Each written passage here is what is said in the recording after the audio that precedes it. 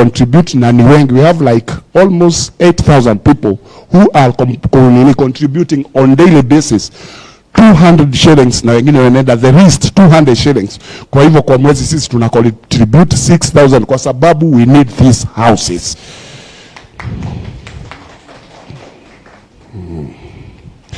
Tumekuwa na shida sana kama watu wa matatu, kwa vile hizi slums zimekuwa ni breeding ya crimes. Sasa kwa sababu wengi wetu tunakaa huko Mukuru, wengine tunakaa huko the security organs hawezi to differentiate between watu wa matatu na wale criminals. Kwa hivyo we are labeled as criminals, na ndio unasikia watu wanaanza kusema watu wa matatu ni criminals. We are not criminals, ni vile tunakaa kwa hizi slums. Kwa hivyo ndio tunaomba huu mradi uendelee tupate hiyo decent housing, ndio tuache kupelekwa hapo. Unajua siku hizi polisi wamekuwa ni kama nini, polisi wamekuwa ni toll, for your information waheshimiwa, police station imekuwa ni toll station. Ukishikwa lazima utoke na pesa. Kwa hivyo tumechoka na hii, unashikwa jioni unaambiwa ni criminal na uko mpaka na uniform. Ndio bwana tunaomba hii mambo ya housing iendelee. Kwa matatu sector tuko na employee more than 300,000 wale direct employed by matatus, wale wanafanya kazi na matatu. Na kwa hawa kuna wengine wale wana benefit out of that stages. Yani hizo kwa matatu tuko na car wash, tuko na ule mama anatupikia chai pale, tuko na mechanics, tuko na we have more than a million people ambao wana benefit out of matatu sector. Hao watu pia wengi wako na familia ya watu 4. Kwa hivyo ukifanya hiyo hesabu inakuja milioni 5. Na watu wana deserve ya in dire need of decent housing. Kwa hivyo a government can't ignore this. Huwezi ignore watu milioni 5. And if you ignore this milioni 5, sijui ni namba gani nyingine serikali inafaa kuona ni muhimu.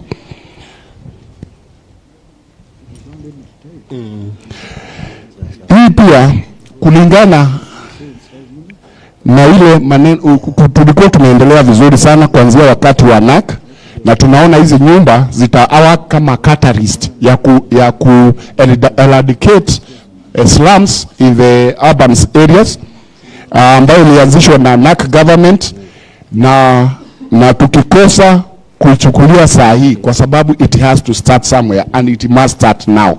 Itarudisha nyuma mipango yote ya serikali iliyoanzishwa na NAC government when NAC government came to power, na pia all the blueprints or government blueprints of development na Vision 2030 tulikuwa ambayo tuko nayo hatutatimiza kama tutasimamisha huu mradi, kwa sababu ya watu wachache ambao wanaweza afford mortgage, na wengi ni wale wazi afford mortgage. Tunaweza malizia? Niko karibu kumalizia.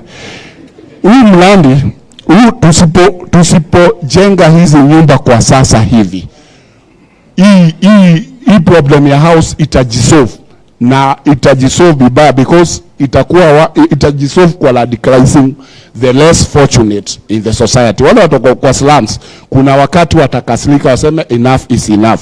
So we must solve this problem now and forever. Ingine pia ambao mko hapa wale wako kwa committee ya housing, history itamjudge harshly kama hamtachukulia huu mradi kwa seriousness it deserves. Lakini pia nina ombi moja. Nimeangalia pala, nimeona ile committee kwa ile bilioni, ile committee mnataka kutengeneza, mmeongea mambo ya KOTU, Federation of Employers, lakini na watu wengine, lakini kama sisi watu wa matatu tuna contribute. Kwa hivyo pia we want a representative from informal sector pia akuwe kwa hiyo committee. La mwisho, na hii si housing, ninafurahi sana na kuaddress wewe Madam Women Rep, both of you, Pasaris na Madam. Hii ni kulingana na nyinyi. nyinyi ndio nimeona the only ladies, na tuko na shida kubwa sana. Sijui nasikia mnaongea mambo ya 2/3, lakini tuko na shida kubwa sana Kenya, na sijui why you are not addressing this and with the parliament. Watu wetu kwa matatu saa hii, we have hostess ladies ambao wanafanya kwa matatu. Akitaka kupata familia ni gumu. She has to weigh between leaving the job and having the family. Na kama tuko na 47 women rep na another leaders, and you've never addressed maternity leave in informal sector, I think the ladies are not serious in this country. And also as men, we also want to support these ladies. We want a paternity leave. Unajua zile nyumba tunakaa, mamako hawezi kuja kupikia mtoto nini, bibi akipata mtoto. So wewe kama mzee, kama sisi, by the Kenyan men, we are responsible men, you know that, si ndio? We are responsible men. Tunataka kuoshea wamama, tutengeneza watoto na nini. Hata hiyo mambo ya paternity leave, uangalie paternity leave hata kama ni ya mwezi moja. Asanteni sana. Thank you so much. Asante sana. Now, our next presenter will be Juakali Contractors National Umbrella. Ngokamka. Karibu sana bwana mwema. But please let's be brief, naona saa imeenda. Sawa, nitajaribu kuharakisha. Majina yangu naitwa Peter Mwema Mudhaka. Mimi nimetoka kule Kariobangi, sio nilikuwa fundi huko, ndio chama ni wa huko light industry. Ndio nasimamia mambo ya huko industrial. Sisi sasa ile unasikia Ngokamka, sisi tunafurahia sana hii mradi wa housing levy. Because sisi ndio watu wa kupanikiwa na hiyo mpango. Serikali iliyokuwa mamlakani wakati huu ilikuja ikatutafuta, ikasema wanataka tuende pale Parkrod tukafanye kazi na Mchina ndio waone kama tunaweza. Actually we went there and we worked good with Mchina for 3 years. The contract so good. The new regime wakati imekuja, president mwenyewe alituita akatuambia I'm happy with your jobs, lakini hiyo gospel ilikuwa hapa Nairobi county. Can you do something as Juakali, organize yourself, then hii gospel ibike Kenya mzima. Now we are Juakali Contractors National Umbrella Organization and are registered by Micro Enterprise Authority Musea. Fundi yote tunafanyishwa interview na yeye na Musea na tunampatiwa hakue kwetu. So hii mradi imetupatia paita kubwa sana, because right now mimi ndio chairman, national chairman wa hiyo mambo ya affordable housing kwa Juakali. Sasa tunaoongea tuko na mafundi 120 as our data yesterday, wale sasa wako on site. Tumeshikana na Tibet, wanatupatia mavijana pia wanafanya huko. Na vile rais anasema kazi inafanywa na wenyeji kule, hata hours vile tulitrainiwa kazi na former contractor pale, sisi tunasaidia through Musea kuwapelekea technical issues na pesa, because sisi tumenegotiate mambo ya pesa. Hivi nimesikia HFC Bank imetupatia 4 billion ya Juakali yote. Manyata MP kwako kunaendelea mzuri, unajua nilikuwa huko na vijana wako wako sawa. Saa hii wanakula mzuri. So yetu ni kuangalia mafundi wote Kenya mzima wako sawa. Ya pili, tumewatafutia 10% ya hizo nyumba, tuache tutoke ile nyumba ya mapanda tulikuwa tunaishi. So sisi tunaangalia hii area nyumba zinashikwa, 10% yetu tuna demand kama Juakali. Mafundi wetu wakijenga wasitoke kwa site, kama vile tulisema pale Parkrod hatutaki kutoka. Tuliambia former president alikuja kutusalimia tukiwa mafundi pale, tukamwambia rais hatutaki kutoka, tunataka allocation, tutaki ile kitu yenu mnafanya hivi, ile ilikuwa inafanywa huko. Tukapewa allocation ya 45 housing ya mafundi wao tulikuwa pale.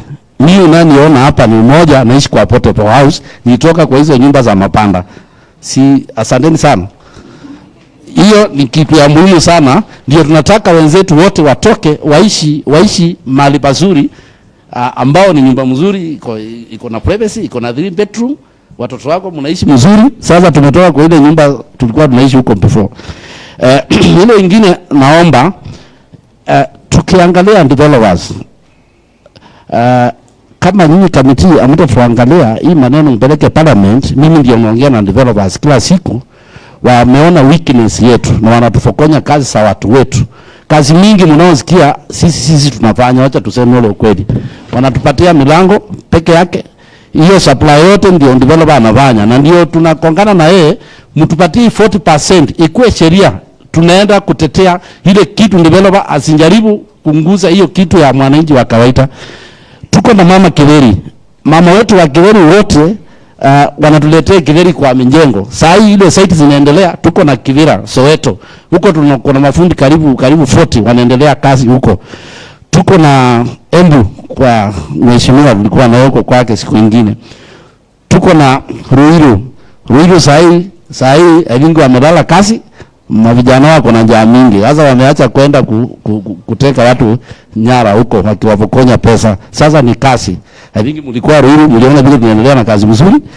Leo tumefix floor 6 usiku hii, ndio nikuje niwaambie sisi tuko sawa. Kwa hivyo sisi we are so happy, mafundi wote hao mnaona hapa wote, hawa kwa uniform wote wako andaza. Mkuru kwa Njenga wote unaona hapo wanacheka because tunaenda kwao. Tunawapanga as national.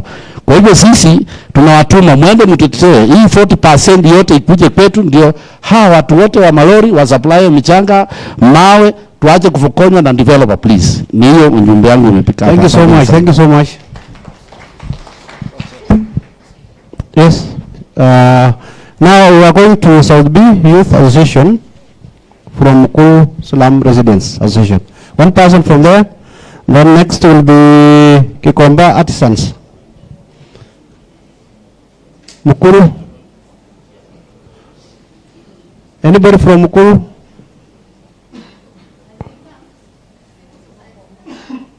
Ngoja kidogo, you have your chance.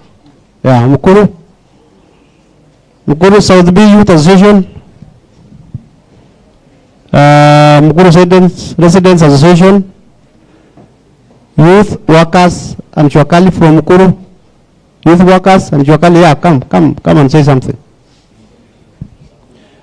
So next will be Kikomba Artisans, be ready for one person. Mukuru Youth. Okay, sawa. Then ongea na huyo moja.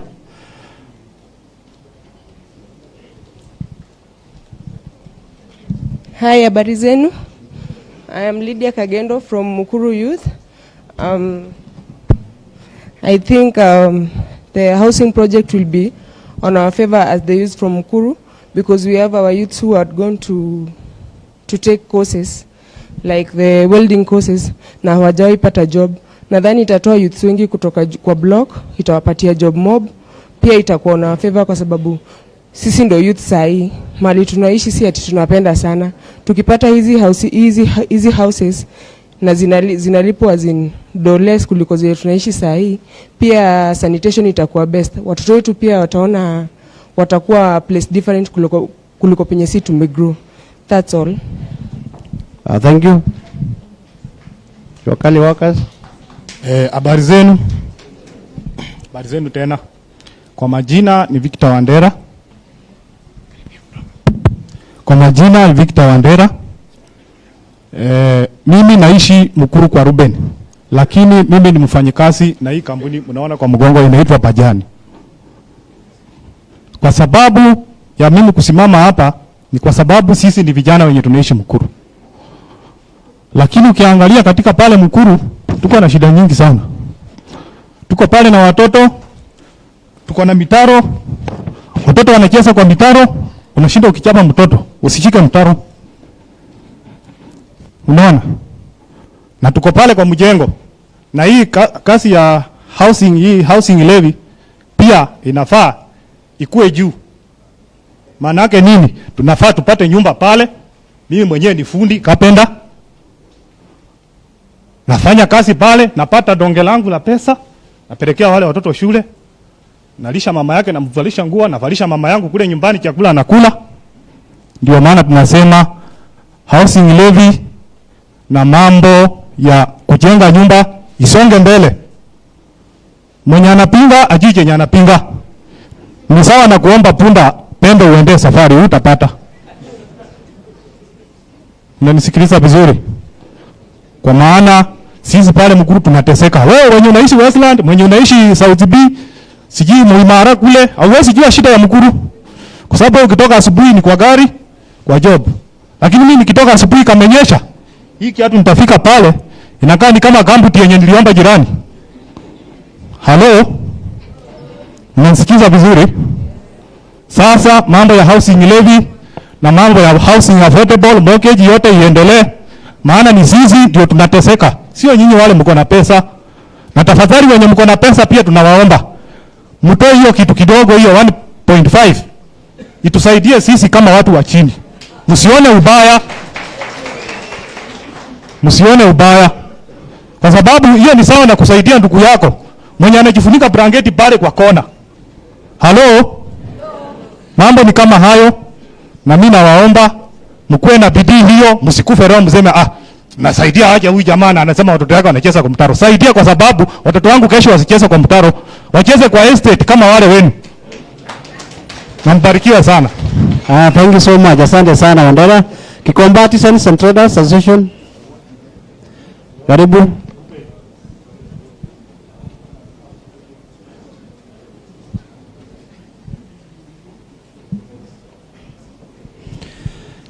Baada ya hiyo kuna Dagoretti Land Owners Welfare Association. Dagoretti. Chairman of the committee. After this. Chairman of the committee, members of parliament of that committee, our fellow members of Nalombi. Good morning. Me from Starehe constituency, ward Ziwani Kariako. Majina yangu ni Peter Delito kutoka Gikomba Artisan Traders Association. Na ile sababu or the reason why we have decided to come here. When you mention Gikomba, most of the people they relate Gikomba with hustlers. And it is true. Now, Gikomba has a lot of artisans with us. Those artisans, wale watu wote ambao like now just another day were 800,000 plus students were released from 4 students. It's only 200,000 wale ambao watapata nafasi ya kuingia university. About 600,000 they are going to come in the informal sector. So we are expecting the population of Gikomba is going to come high. It's going to increase kwa sababu ya wale watu ambao watakuja kutafuta kazi pale. We have trained those mafundis who are looking for those jobs. We have so many categories mafundi ambao wako trained kwa chuma, kwa mbao and all those furnitures and what have you. Now, if we are not going to place those mafundi somewhere, I think there is a problem which is going to happen. And kwa sababu this affordable housing is going to help wale watu ambao wanakuja kuuza chakula pale, wale watu watakuja kutengeneza milango pale, wao watu wote wanatoka kwetu. So we are supporting that affordable housing ili sisi watu wa kwetu wapate kazi. Ile jambo ambao tungetaka our members of parliament let it be a law that one, hizi nyumba zikiisha, as our chairman of Juakali sector amesema, let us have a percentage of those people from Juakali. Sio kusema ati hii nyumba itakuwa ati inapewa hawa na there is no law which is there. And that is the reason why unaona sasa manyumba inajengwa, ikimaliza kujengwa inachukuliwa na wadosi. Sasa hao watu wengine hawapati nafasi. So we wanted to be written as a law. We wanted to be written as a law that all those buildings, like now in our Kariako, there is a project which is coming up.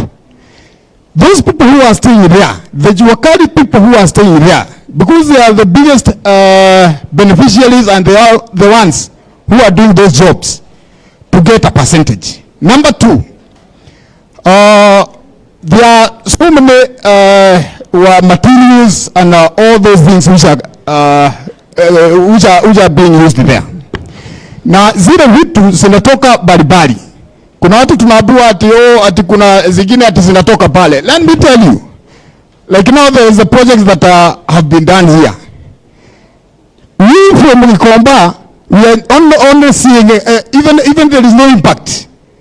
There is no impact that there is a housing which is going on, because these doors and locks and whatever, they are supposed to come from that locality. But you can't even hear somebody saying hii pesa ama hii lock zimekununuliwa kutoka ati ni watu wa housing wana. Sasa tunashindwa where are they being bought. So that means we need to look at it so that the people who are on the ground to benefit direct. Thank you so much. Thank you so much. Yes. Decorated landowners.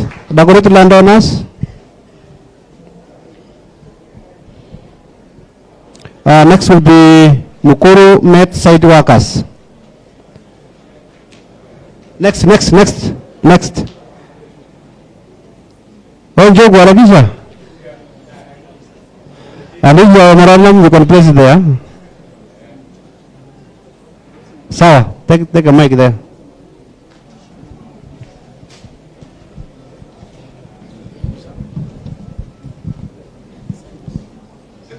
Wenzangu, God is good and all the time. My name are Pius Njogu Guo, Chairman Adagureti, Greater Adagureti District Landowners Association. We are the only, Mr. Chairman, we are the only different people in Nairobi, because we are Kamruro, Kam town. But then we abided by the Constitution and obvious county models operandi. I have come here just to highlight a very pertinent issue. I'm also a member of the UN debate. I'm in the UN habitat. In a world where great members of people are packing up and moving than ever before, they are drawn by the lure of towns and cities. We are looking up to some of the problems facing Kenyan today, today's migrant. Those are defined as people born outside the counties of their resident. A majority of Nairobi were not born in Nairobi. Fortunately for us in Dagoretti, we were born there. We are indigenous and our land are freehold. I just want to highlight very little, because we ourselves were so lucky we met the president, and we have been looking for affordable housing, because our people, much as they are owners of big lands, they don't have the money to put up affordable housing. Why? Because of prohibitive costs and of course the charges through certain sectoral institution. Which way you uko na memorandum unaweza peana ama? I'll give it. Okay, pass brief. Not be brief, eh? Yes. Please. We in Dagoretti, we are just a welfare of landowners. We own the land. And the president, when he came, this is the memorandum which I'm giving to these officers, but it's meant for the president, for his eyes only. However, we have the land, and we are not building for ourselves. We want also to buy those lands, those affordable housing, just like any other Kenyan, because we are dictated by ethos to think about your lesser brother and your bigger brother. However, I want to say that the president himself on 24th of October promised us And we have given him a 12-acre where he can put multi-sectoral housing agenda. One, you need a clinic, you need the ECDs, you need a shopping center, and you need a market. It's wholesome. Therefore, in pursuit of that, we have given our own, and yesterday we had the technical committee of National Land Office, architects, engineers, planners, and we had a whole day session with them. So we are just coming here to be part and parcel of you people. Thank you so much. Thank you so much. Thank you. Takarauri, how are you? Mkuru Met side workers, wameongea? You are with there. Chairman. Mkuru Met, walikuwa wameongea? Next will be number 10 moja, opinion leader moja. Yes. Kwa majina, mimi naitwa Paul Owino Nyango. Natoka Mkuru Mix. Na tunaenda wengi hapo Nasema opinion leader moja na huyu mzee madam huyu. Na Mkuru Met. The rest of us can sit down. We need order. Sio kila mtu akuje. We need order, please. Huyu na huyu. The rest can sit down. Yeah. Habari zenu tena. Nashukuru Mwenyezi Mungu. Nikiangalia juu, nashukuru Mwenyezi Mungu ameeleza hao mpaka tukafika hapa. Mimi natoka Mkuru Mix na mimi ni fundi wa mason. Nashukuru sana hii project vile serikali imeanza. Nashukuru. Sababu saa hii mimi nafanya na Vajian pale Rodeo Enterprise Road. Lakini chenye anatufanyia ni vizuri. Kwa nini na support hii project iendelee? Mimi ni mason, nimehangaika kutafuta kazi. Lakini bila hii kazi ilitangazwa na government. Sasa Levy house inajengwa nyumba ya pesa kidogo na wenye wajiwezi waende pale. Mimi naishi Mkuru kwa Ruben slums. Na mvua ikinyesha ni shida. Saa hii senye naongea saa hii na support hii kitu kwa nini? Ama mason. Niko na mason mafundi 200 people iko Vajian. Na watu wengi sana over 300,000 ziko pale wanafanya kazi. Na kila Saturday mtu anaenda na pesa yake. Kwa hivyo mimi naunga mkono, tena nilikuwa naunga government. Tafadhali contractors yenye mnatupatia wako sawa kama Vajian, naomba muazidi kupatia pesa, watulipe waweke watu wengi mafundi na kazi iendelee, tumalize ile nyumba before mwaka 2 tukue na manyumba, tutoke kwa slums hata sisi tuende pale. Nashukuru tena sana, msikatie hapo. Sababu hizo nyumba hata mimi nataka. Kwa hivyo wa familia wanakula, watu wako wengi pale. Na washukuru na muongee kama committee, muongeze pesa Vajian, aongeze watu na watu wasipesi circulate, kila mtu aridhike. Nashukuru. Ni hayo tu. Thank you so much. Baada ya huyo we need one woman leader. One woman leader, yes madam. Thank you. Baada ya huyo, yes. Bismillahirrahmanirrahim.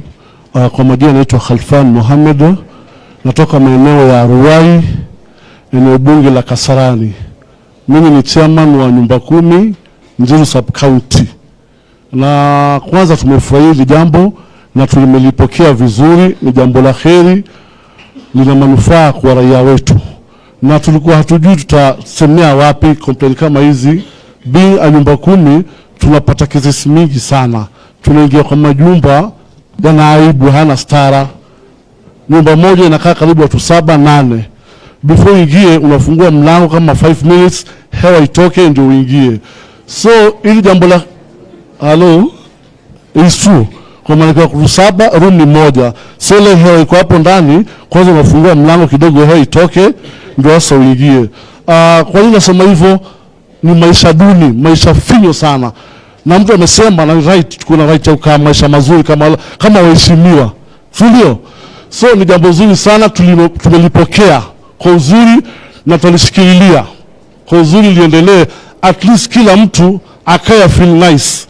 Hata kama utalala njaa lakini unakaa pahala pazuri. Apili nimesikia kuna mheshimiwa anaitwa Wamanyata. Sisi maeneo yetu ya Ruai kuna pale paitwa Manyata. and you can imagine Manyata na kaaje.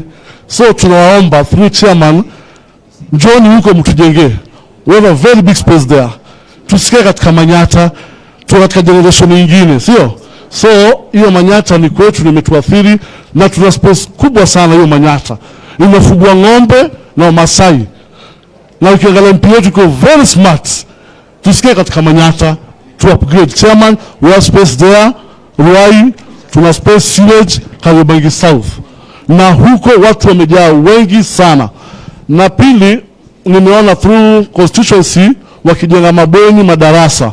Wamechukua watu wa mtaani, 95% ni watu wetu. Tumefurahi kiasi ya kuwa uhalifu mtaani umepungua. Vijana wale wetu wamechukuliwa kwa pale kazi. Laiti tupate hii, sitakuwa fueni zaidi.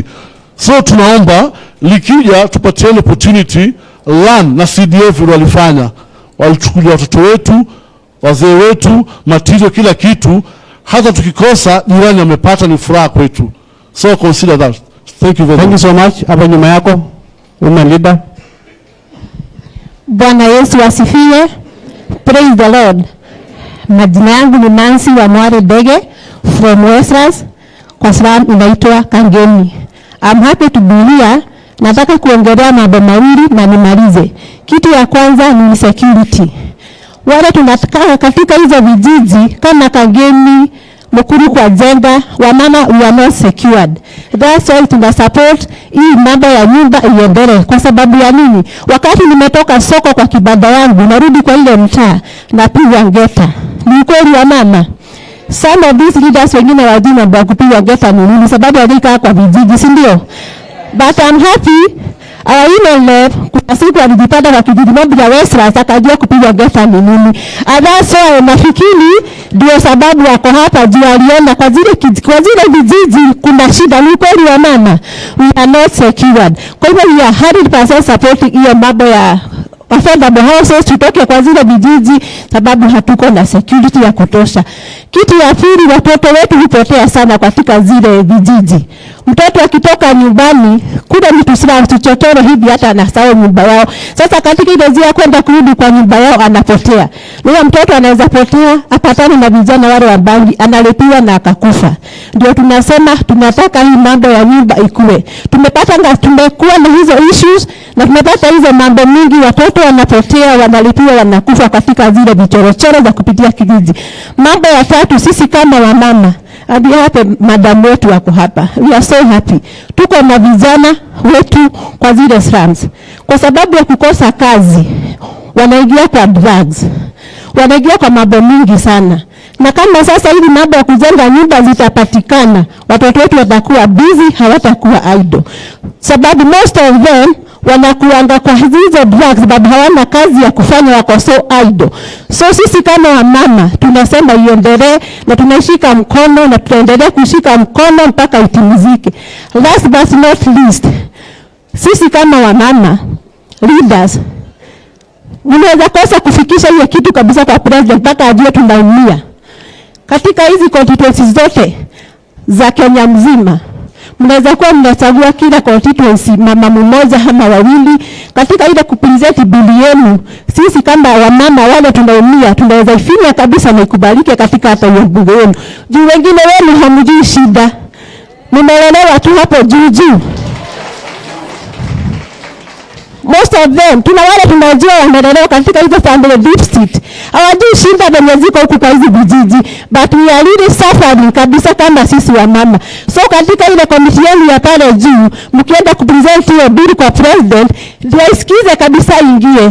Chagueni kidogo kidogo kwa constituency, wale wako na hiyo ndani yao wamepitia na wanajua uchungu. Mbarikiwe sana. Thank you so much. The next, another woman leader. Karibu tumalizie. We want to give FKE. Okay, amjambo tena. Kwa majina mimi naitwa Saumu Saidi. Mimi ni women leader kutoka Majengo, Umwani Ward, Kamkunji constituency. Na sisi ni wale exceptions kwa Majengo, nafikiri ndio slum ya kwanza Nairobi, ambao nasikia ilikuwa tukiambiwa na babu zetu ilikuwa established, walikuwa settled huko 1914 kitu kama hiyo. Na mimi ni katika wale ambao Hatuna ushago, tunajua ushago wetu ni majengo. Hata ID zetu kiangalia ni Pumwani, majengo Pumwani, Kamkunji. Tukifa ni Karioko na wengine Lang'ata. Hatunaga ushago, maana kwa sasa walizaliwa pale, sisi tumezaliwa pale, tumezaliwa watoto wetu pale. So mimi mradi na support. Si 100%, 1000% kama inakuaga. Na support. Kwa sababu kama sina kuambia sisi wale tutasema tutakaa, tutasave pesa tukajenge ushago. Ushago wetu uko pale. Alafu sasa mimi pia unaambiwa the wearer of the shoe knows where it pinches the most. Kukaa kwenye hizi slums ni mtihani. Ni pali mvua ikinyesha, kama mlikuwa mnaongea dialogue inaisha juu ya kelele ya mvua. Hata TV amsikii, hata radio amsikii. Haya, watu kama wengine wako hapo juu hajaiva gambut. Ni pali sasa siku ya mvua unatoka ndani ya nyumba na gambut, matope all over. So hizi nyumba tunazifurahikia. Alafu nikitoa mfano tuliona high rise ikijengwa na hayati Moi wa kwanza phase 1 ikarudi kajengwa hii phase 2. So tuliona uzuri watu kutoka phase 1 kutoka matopeni kuingia katika nyumba ya mawe. Ushai kujifikiria ikifika saa 9 za usiku umeshikwa na tumbo la kuara utaenda wapi na unakaa kwa room moja? Amjaifikiria kitu kama hiyo. So hizo nyumba zinatusaidia. Sasa kitu nilikuwa nataka kusema kuhusu hizo nyumba. Hii kitu nataka mkifanya ni nzuri, lakini nataka kuwe na kitu inaitwa transparency.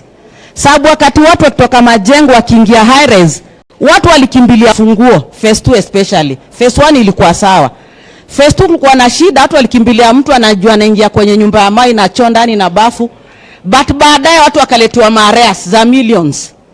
Tukienda watu wakitaka kufanya mkutano kwa National Housing, hizi areas ni za nini?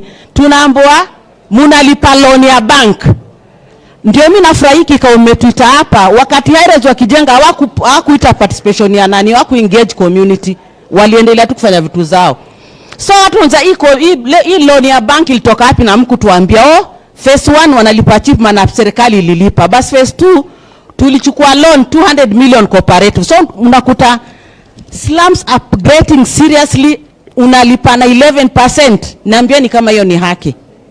Ni haki kweli 11%? Umetoka nyumba ya 500 kwa mwezi unaenda kulipa 11%. Mtu alikuwa na mwatu akaya alipi rent aje atolewa arudi tena kwa slum. So watu wengi waliuza wakarudi na back to slums, haikuwasaidia. So kama kuna kitu inatokezo karatasi kuwe na transparency, mtu ajue ndio pesa atalipa. Hata kama ni miaka 15 najua nikishindwa nikifa mtoto wangu atalipa, mjukuu wangu atalipa, lakini iwe hakuna hidden payments ziko hapo. Kwa hivyo kadi low cost tunakubaliwa. Alafu na kitu kingine pia nilikuwa nasema wenyeji ndio wao considered wa pale.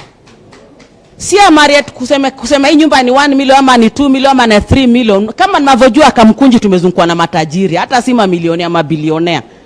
Maana hiyo nyumba nzima paka juu, mtajiri mmoja hapa anaweza toka Kikomba na kanunua hiyo nyumba nzima. Roli moja tu yake ya mzigo inanunua nyumba yote. So si muone huyu anakuja nataka pesa na mimi munia change, nitarudu bado kwa slum. So mconsider wale wenyeji. Alafu kitu ya pili ni youths wapo zile. Sasa youth wetu kazi mnawapati wanapeagwa ni kazi za kuchimba na kubeba mawe. Pale mtaani kuna vijana wamesoma na wasichana. Wamefanya carpentry, wamefanya electrical, wamefanya tuseme nani hizi plumbing, wamefanya hata madriver wanaweza peleka hizo roli za mawe. Kwa nini mfanye watu mudunisha watoto wetu kwa kazi yao ni kuchimba tu na kubeba masimiti? Hao watoto wamesoma. Wape hizo kazi. Tunapaka nanino wamefanya ITs tuko nao pale ni kazi hakuna. Tuna graduates majengo mtrudharau na nyumba za matope. Tuko na graduates pale. Hawana kazi. Lakini sawa kija pale unasikia au contractor akija vijana wa kuchimba mtaro ndio wanaitwa. Hiyo ni kutudharau, watu wamesoma pale. So tunaomba wapewe kazi zote ya plumbing, electrical, nini. Mama kama mimi pia ile ofisi yao najenganga hizo za ambao wanipe kazi ya kupika chai pale ndapika chai kwa sababu aje na watu wao kupika chai wa kufuta. So kazi zote tupewe. Alafu malizia madam, malizia. Ndio namalizia. Sasa kitu ile nasema ni hiyo deposit ya 10%, mtu fikirie sana watu wa slums. Mtu kama hawezi kulipa mwe na njia vile mtu anaweza polepole yote. Maana yake ukiniambia mimi nimetoka kwa nyumba nalipa 500 nilipe 100k ndio ningie kwa nyumba utakomenudisha pale pale nimetoka. Alafu ya mwisho nasema narudia ile mwito, hawa matajiri wote wanakata kutoa hizo pesa walazimishwe watoe. Na watoe kwa nini? Sababu hao matajiri, hao wenye beneficiaries hizo nyumba ndio wanalelea watoto wao, ndio wanawafulia nguo, ndio watchman, ndio wanapeba watoto wao na magari wanapeleka maskuli. So watoe, wapende wasipende, watoe hiyo pesa. So FKE, baada ya FKE tuko na Madam Mildred akuwe tayari. Alafu Baptist Confession of Kenya, next have Mildred. Na tunaona utaratibu tukimaliza hapa tutaenda plenary. So msikuwe na waziwazi, msipoitwa hapa bado una nafasi ya kuongea. Tafadhali. Madam, nimeongea na nimerudia. Nitawaita wale wako hapa, wakija ndio peana plenary, mwenye yako na jambo ataongea. Yeah.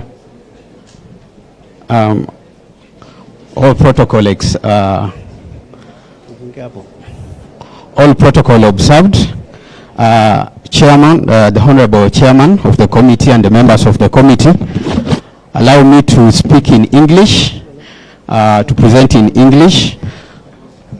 Now, the Federation of Kenya Employers employs 70%. If you look at our members, the ones we are representing, employs 70% of the formal private sector employment. So we are talking about 1.5 to 1.6 million employees. Outside government being the single most biggest employer, outside government, the members of FKE are the biggest employer. So when we talk about the affordable housing, is something that is very pertinent to us because of three things. One, we are looking at how are we going to finance, because we've talked about the challenges that we have, which we all agree, the needs that we have, but how are we going to finance this housing program without hurting the economy, without hurting the very people we are trying to support. And so, Chairman, we have presented our memorandum with the details. We are asking generally to look at the Article 43(1)(b) is not only about affordable housing. Look at it from also the accessibility, adequacy, and the reasonable standards of sanitation, so that we don't end up with high-rise slums, because we have that challenge. Now, let me highlight just a few important things, Chairman, that we will consider that the committee should look at, and we'll be asking our Executive Director, Jacqueline Mugo, would have loved to be here in person, but if we get the opportunity, perhaps on 29th or so, we can be able to ensure that she comes and expounds on the other areas. Chairman, the levy that is in the bill is something we are requesting, and we are asking the members of parliament to consider looking at the situation the economy is in, the number of levies that are being levied from the employees and that are required for the employers to contribute the way where we are, so that we don't end up hurting and making these employees go home without nothing.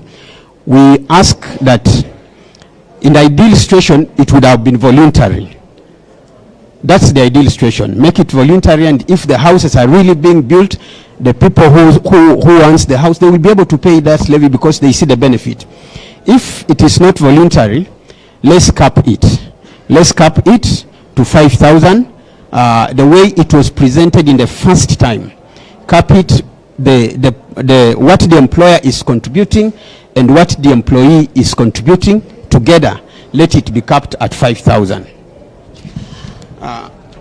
Chair, when you look at the bill as it is today, it talks about 1.5% of the income of the other persons that are not employee.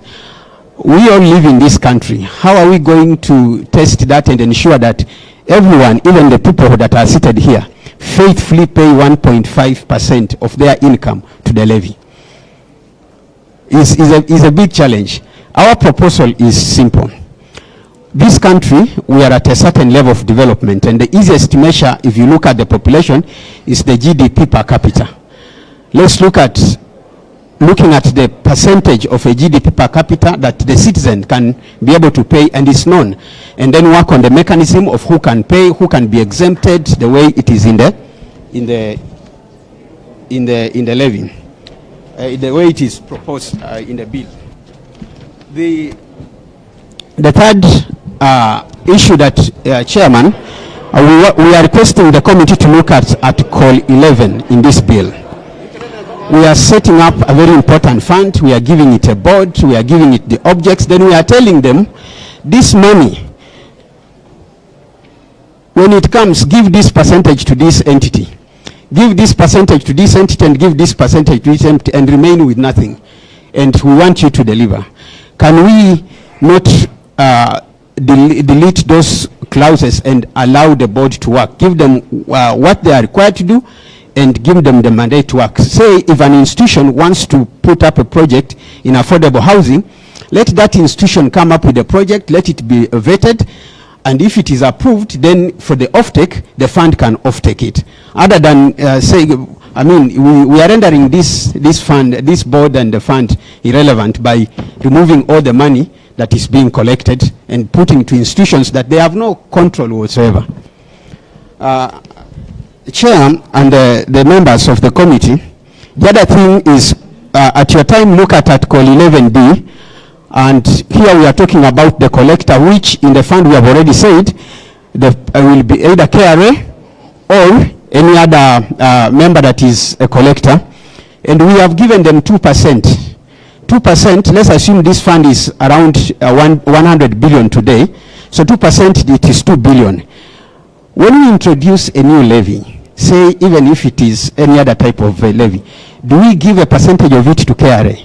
Don't we have the already system? Why are we, instead of protecting the levy to go and build the houses, why are we passing it to give it to KRA? Why don't we even allow the board to deliberate and look at this issue? Chair, if you allow me, let me highlight another critical thing that we are requesting the committee to be able to look at. If you look at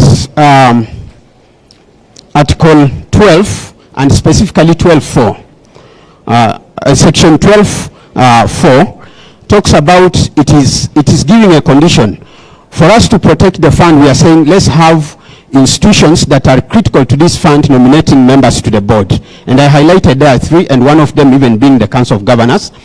And then in 12.4 we say nominate 3 members, 3 people, and let the CS decide who is going to represent you. It's defeatist. Let's allow the institutions to nominate their people and let those people be the ones to be appointed, instead of saying the CS should nominate for them.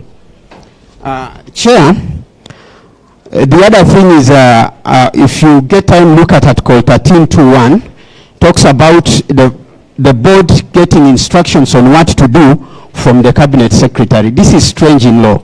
The law always says the board can perform any other duty that is conferred to them by the act or any other law. No, let's not make the board to be directed by the cabinet secretary. So if he wants this house, he says just do this and that. So let's revise that. Chair, other things we've talked about, and you'll see them in the memo that touches on the qualifications of people to be appointed and all that. So the details are there. But let me just highlight a few, two more that are important for you to be able to appreciate. Just quickly, I know we don't have a lot of time. I think the rest will be in the memoranda. Yeah, let me just highlight something that I want the chair to. The other thing, Chair, that I want you to look at and the committee to consider is on the custody of the common seal of the board. We have other details. It should be with the corporation secretary. We can't have the seal being given to any person. I mean, we will have documents with the seal. The board has no clue where these documents are coming from. And lastly is on the eligibility, and which touches on what has been spoken here, Chair. Can we make it a principle that one ID, one affordable housing unit, just as a principle, so that we don't get into the challenge we are seeing. The second thing we need to do, can we also make it as a principle that only people who are paying to the affordable housing levy are eligible. So that those people who are not paying, and Chair, we have given a proposal, because we are saying everybody is going to pay. Those people who are not paying, let them be identified under the vulnerable or indigent because they cannot afford, and let them, when now the appropriation in Parliament is happening through the budget, let money be given to support the fund to ensure that they are taken care of. And lastly, Chair, we will request that you look at, we have the details, but lastly, we request that you look at another very important thing, 36C. 36C introduces a very strange terminology called affordable market housing unit. That means we want to support people with affordable housing, but then we want to take them back to the market, which has had the failures we are trying to correct. Can we try to see where do we want really this fund to be? And the affordable, in the definition, Chair, we have submitted that let it be a house that can be acquired through rent or acquisition equivalent to 15% of the basic salary or the basic income. The reason why we are insisting is because of two things. One, in the employment law, 15% is what is equivalent to the allowance for the reasonable accommodation. And then two, gross income is an animal that is very hard to define. Because what it means, if you are sending your employee to go to a place and you give him 2,000, then you have to get money from that 2,000. Let's have a stable measure for us to be able to use. Thank you, Chair. We have the details that in the memorandum. We'll really be happy to appreciate, and we'll be happy to come for us to be able to have more dialogue, perhaps in the next sitting if we are allowed. Thank you. Thank you so much. Thank you so much for us. You can present the memorandum. Mildred. God is good, and all the time. Me, I'm a happy beneficiary of Boma Yangu Affordable Housing Project. My name is Mildred Luvega na niko Park Road. Niko hapa Park Road, hizo nyumba zilikuwa za kwanza. Na mimi mwenyewe nilikuwa naishi Kibera, lakini nashukuru serikali kwa kuleta hizo nyumba, kwa sababu sikujua hata kwa maisha yangu naweza kuwa na nyumba. Nilikuwa na save kidogo. Kama venye wa mama tuko kwa chama, ukipata pesa za chama narusha huko mpaka nikafikisha hiyo 12.5% ambayo ni 3 bedroom lakini ya 60 square per meter. Na nikajaza all the requirements kwa Boma Yangu website. Unafaa uende hapo ujaze all the requirements zenye zinahitajika. So nafurahia kabisa. Nimesikia venye wa mama wanasema watoto kutembea, hiyo insecurity penye niko na support hii project kabisa, kwa sababu security iko sawa. Tuko na wall, tumefungiwa ndani, askari wako. Hiyo nashukuru kabisa, nasema iendelee. Lakini niko tu na swali moja yenye nataka serikali tusaidie. Unaweza kuwa nimefurahia, nimetoka mahali kama Kibera, nimefika mahali kama Park Road. Nauliza kama mnaweza introduce a law ya kuprotect huyo homeowner mwenye ametoka huko Kibera, amekuja Park Road, familia imefurahia, lakini amefika mahali like life happens. For example, niko na neighbor, mamake alipatwa na cancer na pesa ikamuishia kabisa. Sasa unajua ile uoga wa kuwa nitanyang'anywa nyumba, na it's a young family, first born ako grade 6. Sasa imebidi familia iende ushago, huyu atafute kanyumba kengine kadogo. Sasa unaona hata ile furaha tena hakuna. Kama kunaweza kuwa na law juu, obvious tutafika tu mahali mtu utalipa hiyo pesa. Si ati ukifika mahali maisha imerudi chini, uogope utanyang'anywa nyumba, kitu kama hiyo. Alafu pia mtu kama mimi nalipa kwa scheme ya tenant purchase scheme yenye unalipa rent ikinunua nyumba. Lakini chenye naweza uliza, hiyo interest kama inaweza angaliwa, kwa sababu kama ni affordable housing, hiyo interest naona iko juu kidogo. Thank you so much. That is a living example of what you are doing. Asante sana Madam Mildred. Thank you.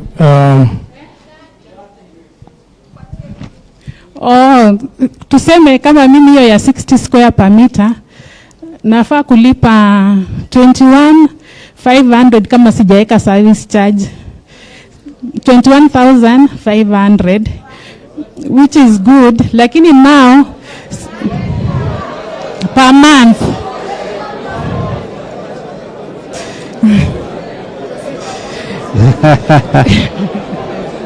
now the thing is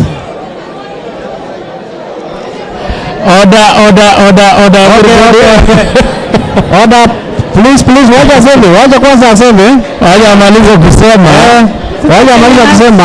Kuna wakati wa maswali. Kuna wakati wa maswali na majibu. Tafadhali. Unapata kama maybe kitu kama 4,000 ndio ita reduce hiyo 3.5 na 17 inakuwa interest. Thank you. Pastor? Yes.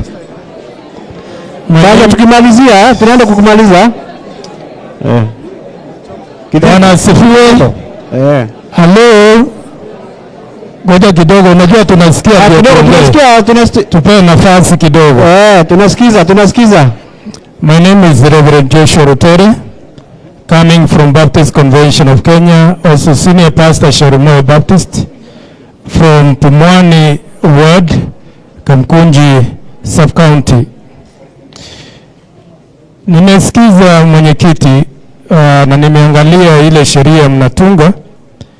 I think the law should be comprehensive because the emphasis of the bill is only on financing of the project. There are some elements that are missing which you need to consider as a committee. Number one, when you come to the levies, I agree with most of the members that they should be extracted from those who are working. However, they should also benefit at the end of the day.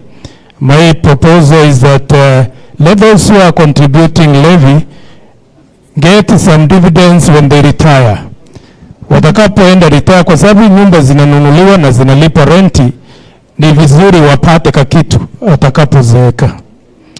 The other thing is about the board. Hiyo board inahitaji ifanyiwe vetting kwa parliament. You cannot just tell a cabinet secretary who is a political appointee to appoint a board with such huge amount of money. It requires someone with dignity and also integrity. So I believe that board should be vetted and also it should be expanded. Sisi watu wa religious leaders amuku to consider, na unaona vile tumewaambia mpaka mkapita. So mnahitaji consider putting a religious leader in that board, because we believe these houses, these people need a spiritual person who can stand on their behalf when decisions are being made. The other thing is, hii nilitarajia watu, people living in the disability to mention it, but hawakuangalia hizi nyumba kwa sababu ni apartment. The law should state that every building should have lift, kwa sababu hawa watu ambao hawezi kutembea kupanda stairs, they need access to those houses. So the government should be pushed by the law to make sure every building has lift and a working lift. Zile zinakwama. Then the other thing I think should be considered is to improve the public facilities. For example, now Sharumoyo, we have 114 houses. Zile tukitoa zile extensions, approximately 3,000 people live in Sharumoyo. But when these houses will be built, as per the plan I have seen, inastahili kuwa na nyumba 5,000, not 7,000. 7,000 kunahitajika shule ya watoto ambao watakuwa hapo, tunahitaji hospitali watakapoenda. We need stages za magari, watu wa matatu walisahau mahali watabeba watu, and also wale wanaenda soko. Then also, Bwana Chairman, most of these areas where these houses will be built ni karibu na open air markets. This market needs to be improved. Zipanuliwe, kuwe na stores, na kuwe na good public toilets. It is only in Kenya where people have businesses and they gather there is no toilet. Mtu anatafuta kachoo yake analipishwa shilingi 20. You need to work on that on your bill. Ili serikali isirutishwe kuhakikisha those facilities are available. Then kuna kitu ingine in Germany. The housing law, if I am your tenant, you cannot sell the house when I'm inside unless I write a letter to prove that I'm not interested in buying that house. Since these houses are being built by levies which are paid by the citizens, then there should be a clause that is stated that government or the board which will be in charge of those houses, they cannot dispose that house or give to another interested party without approval from the person who is residing in that house, to protect those who will be staying in those houses. And that will be a great thing to help them. So with that, I submit my... Thank you so much. We need only 3 people more so that we close this. I'm very sure if some of us have not said anything, we've been illustrated by those who said something.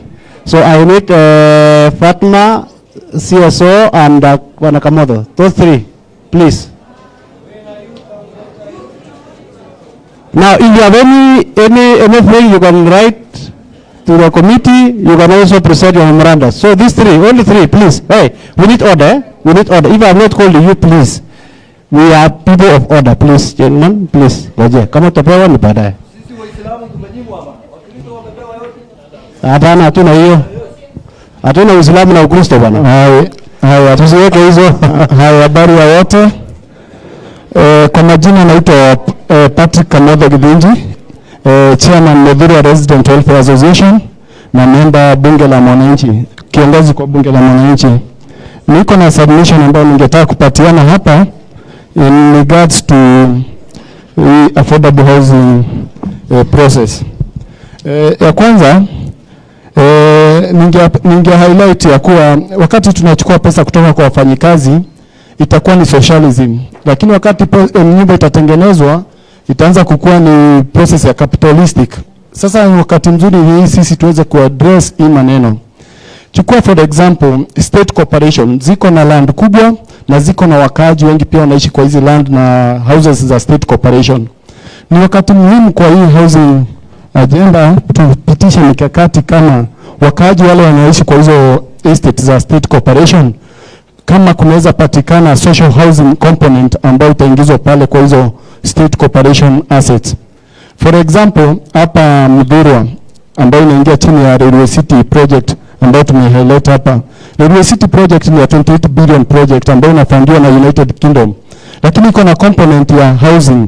Waja identify sana kama ni affordable housing ama ni social housing. Maana wakaaji wale wanaishi pale wengi ni maskini, watu wa kadri ya shilingi 2,500.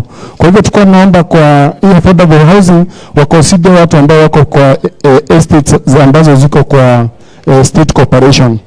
Kitu kingine pia ambao tuko najaribu ku highlight kwa hii affordable housing ni National Statistic of Value.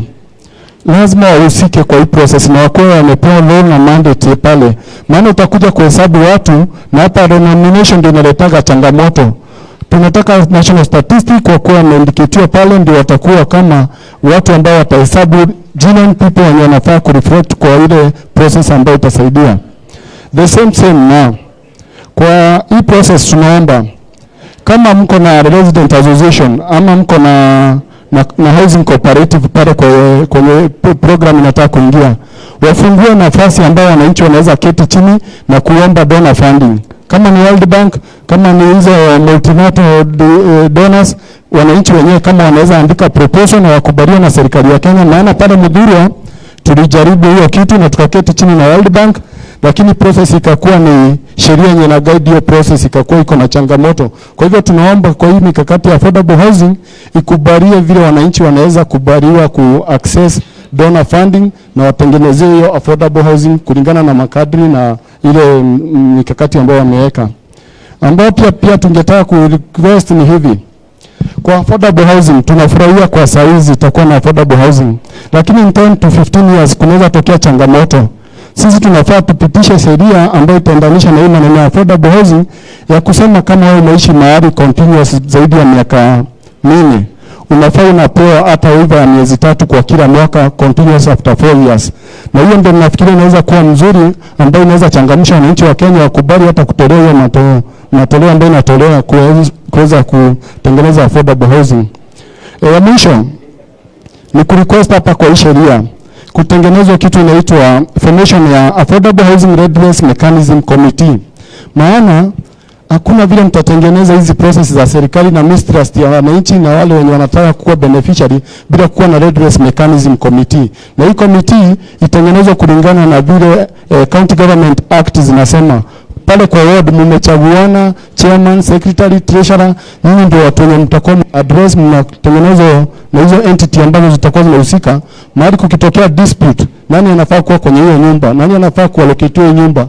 Ikoje ni kitu yenye mmekubaliana kwa community na ilichaguliwa watu kutoka kwa grassroots ambao wanakaa kwa hiyo board ya kuaddress hiyo kitu. Na itengenezwe kisheria na ipewe majukumu na mandate ya. Thank you so much Bwana Gamodo. Please. Ya mwisho ni kusema hivi, nyumba zikishatengenezwa tunaomba hivi pale the floor ikuwe upande wa juu ya floor, top floor. Olympic iko na michezo zaidi ya 70.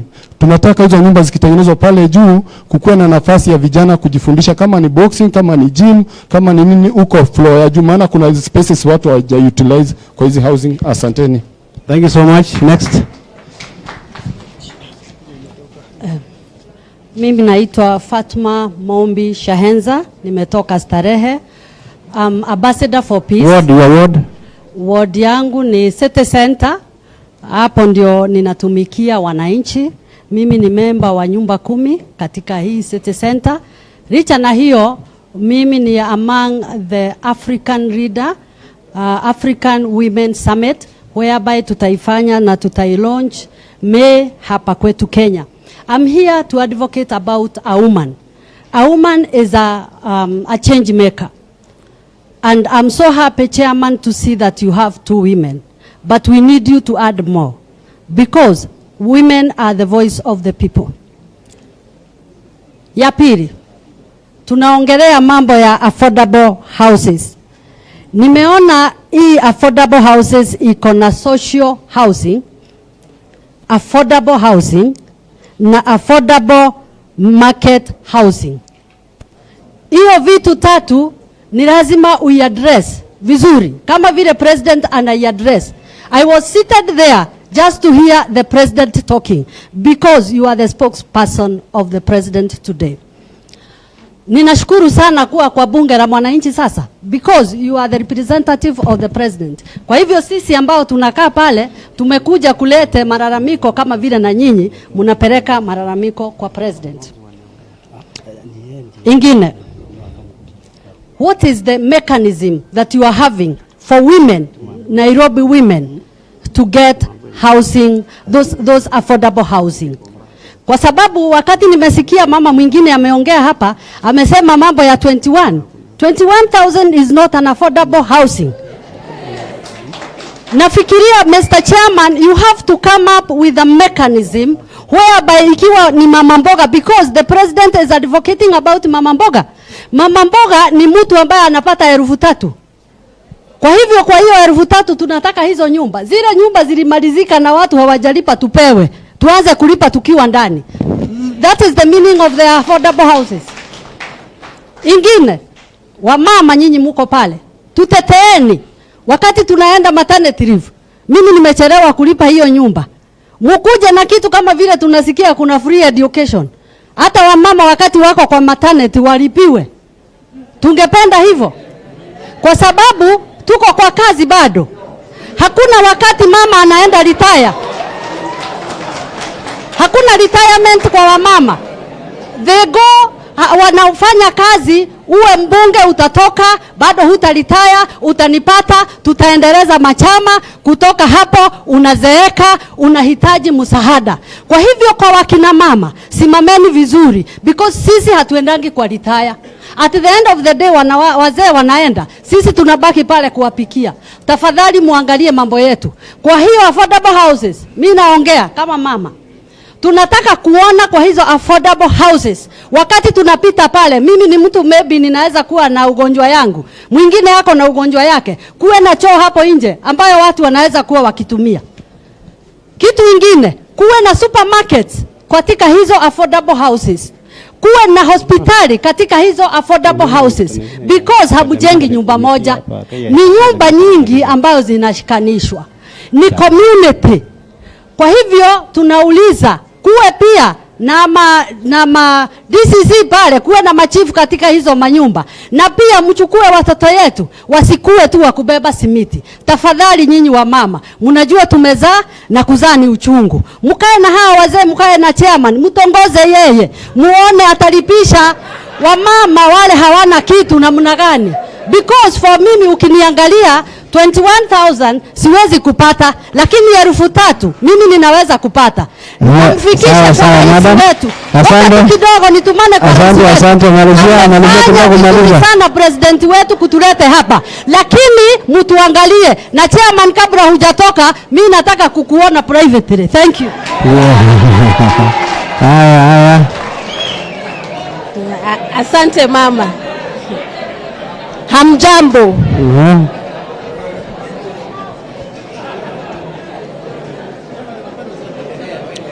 Hamjambo. Hello, hamjambo wana Nairobi. Kwa majina naitwa Sally Miruri Mutai, nafanya kazi na shirika inaitwa Pamoja Trust. Kwa hivyo na represent civil society organization. Mimi pia ni mwanasheria na napenda pia kujitambua kama active citizen. Ikikuja kwa mambo ya affordable housing, hiyo ni kitu nzuri because housing is a right. Kwa hivyo tukiongelelea mpango wa affordable housing tunasema 100% tick.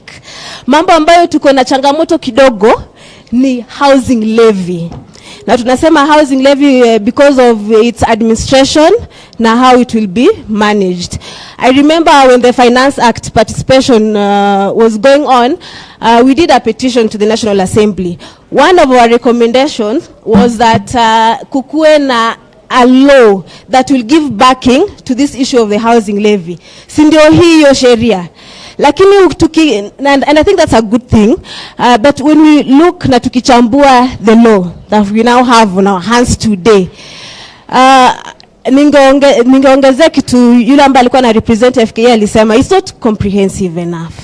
And the reason why I'm saying it's not comprehensive enough, it's because inaangalia sana tu how the monies that will be collected will be managed. Ile board committee, ayo tu ndio mambo I think imeongelelewa sana.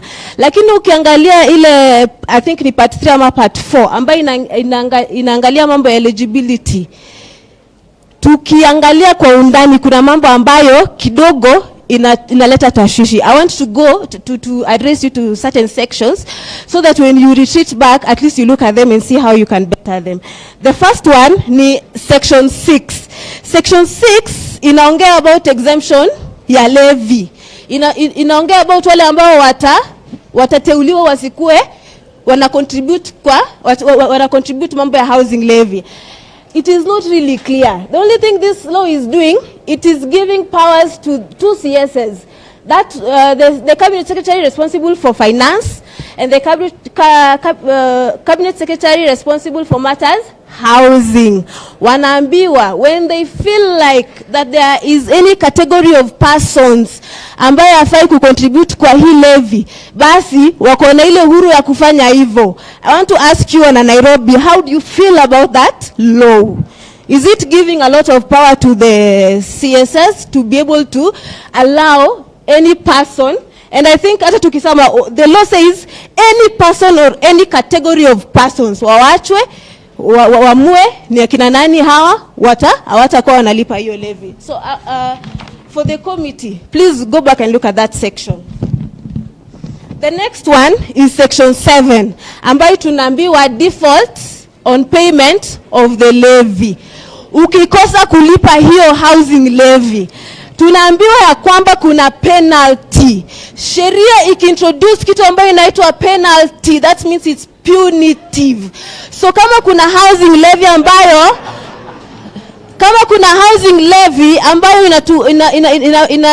inafaa kutuwezesha kupata access to housing, affordable housing tunasema, ambayo is a right, alafu unaambiwa ukikosa kulipa ile housing, when you are in default, then there is a penalty.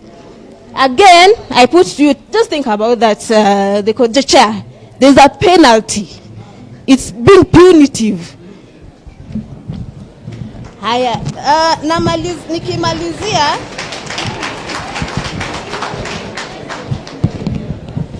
tukiandika sheria ama Wakenya ama wabunge mkiandika sheria, one of the things that is usually avoided is to avoid to give certain people, be it political persons or whatever persons, too much power.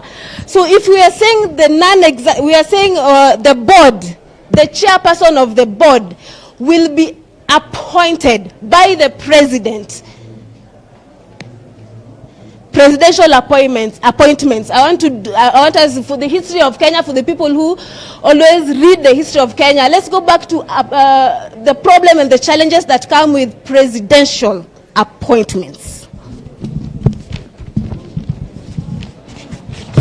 Namalizia. Two more. Asante wana Nairobi. Sawa, aendelea basi endelee. Sawa, aendelea siendelee. Now as unaendelea hakuna shida.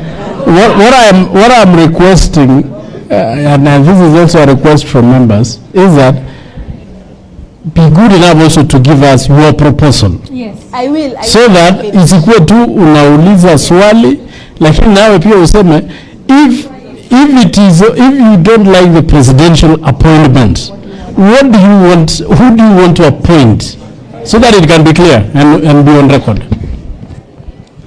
So when I think nikimalizia nilikuwa na recommendation, but I'll give recommendation on that one immediately. I think kumekuwa na practice when you for appointments of board members or committee members, that if a state department or a certain group of people will be given the duty to nominate a person, that person is vetted, and then that person anaingizwa kwa office. So that is the recommendation that should be there, that all board members should be nominated by the whatever responsible agencies and then vetted. Nikimalizia section 27 ambayo inaongelelea staff of the board. Juzi kumekuwa na some research by the Public Service Commission, I believe. Na wamesema kwamba already serikali iko bloated, there are so many people, na mnajua venye saizi ekonomi ya Kenya iko. So putting more staff means you're going to employ more people. We're going to put monies that we already don't have to pay people. So my recommendation of having staff of the board is that there are already departments. We have the housing department, we have the slum upgrading department, they already have staff. Use that as the secretariat. Nikimalizia, hii sheria pia inaongezea kitu ambayo inaitwa deposit. Unaona hiyo section ambayo inasema eligibility, na vile ambavyo sisi wana Nairobi ama Kenya tutapata hizo manyumba. Of course, the eligibility criteria is good. You have to be a Kenyan, you have to have an ID. Sio ni nzuri. Lakini sasa ikikuja sasa kwa mambo ya kupata nyumba, tunaambiwa you make an application. But when you are making that application, you're required to put a deposit. Sasa swali ni, before I make my recommendation, Chair, Kenyans are contributing to the housing levy 1.5%, si ndio? Kuna wale ambayo pia wanasema ni voluntarily. Alafu tena ukienda kupata ile nyumba unalipa deposit. Alafu wanakuambia ya kwamba it will be looked upon after you've made the application. Underline the deposit, hapo ndo tunataka maybe we look at it better. Alafu pia kuna mambo ya loan application. Loan application ya kwamba una apply loan ili uweze kupata ile nyumba. Kumbuka we are contributing so that we have access to this affordable housing. Kwa hivyo chair, I think we need to look more about we need to look more into the issue of having to pay deposit for you to access the housing, and also the issue of loan application. My recommendation is that part that talk about eligibility of persons to access the housing should also include allocation of those houses to the people of Kenya, so that yes, we would be required to make applications, but also in this law there should be, and I think that's the comprehensiveness that needs to be put into this law, that there should be a criteria or even hata kama itakuwa regulations of how government itafanya allocation of those houses to the people who have contributed to that fund. Ni hayo tu chair, thank you. Thank you so much. Thank you so much. Makofi. God is good. God is good. All the time. Najua kama mwanasiasa angeongea, angesema chama yangu mungepiga shangwe na gelele kwa sababu baadaye iko 500. Lakini God iko mbali na fikiri kwenu. Na God iko karibu na kwenu.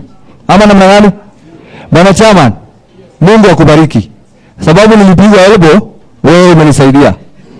Kwa sababu mimi najua mimi ni Muislamu.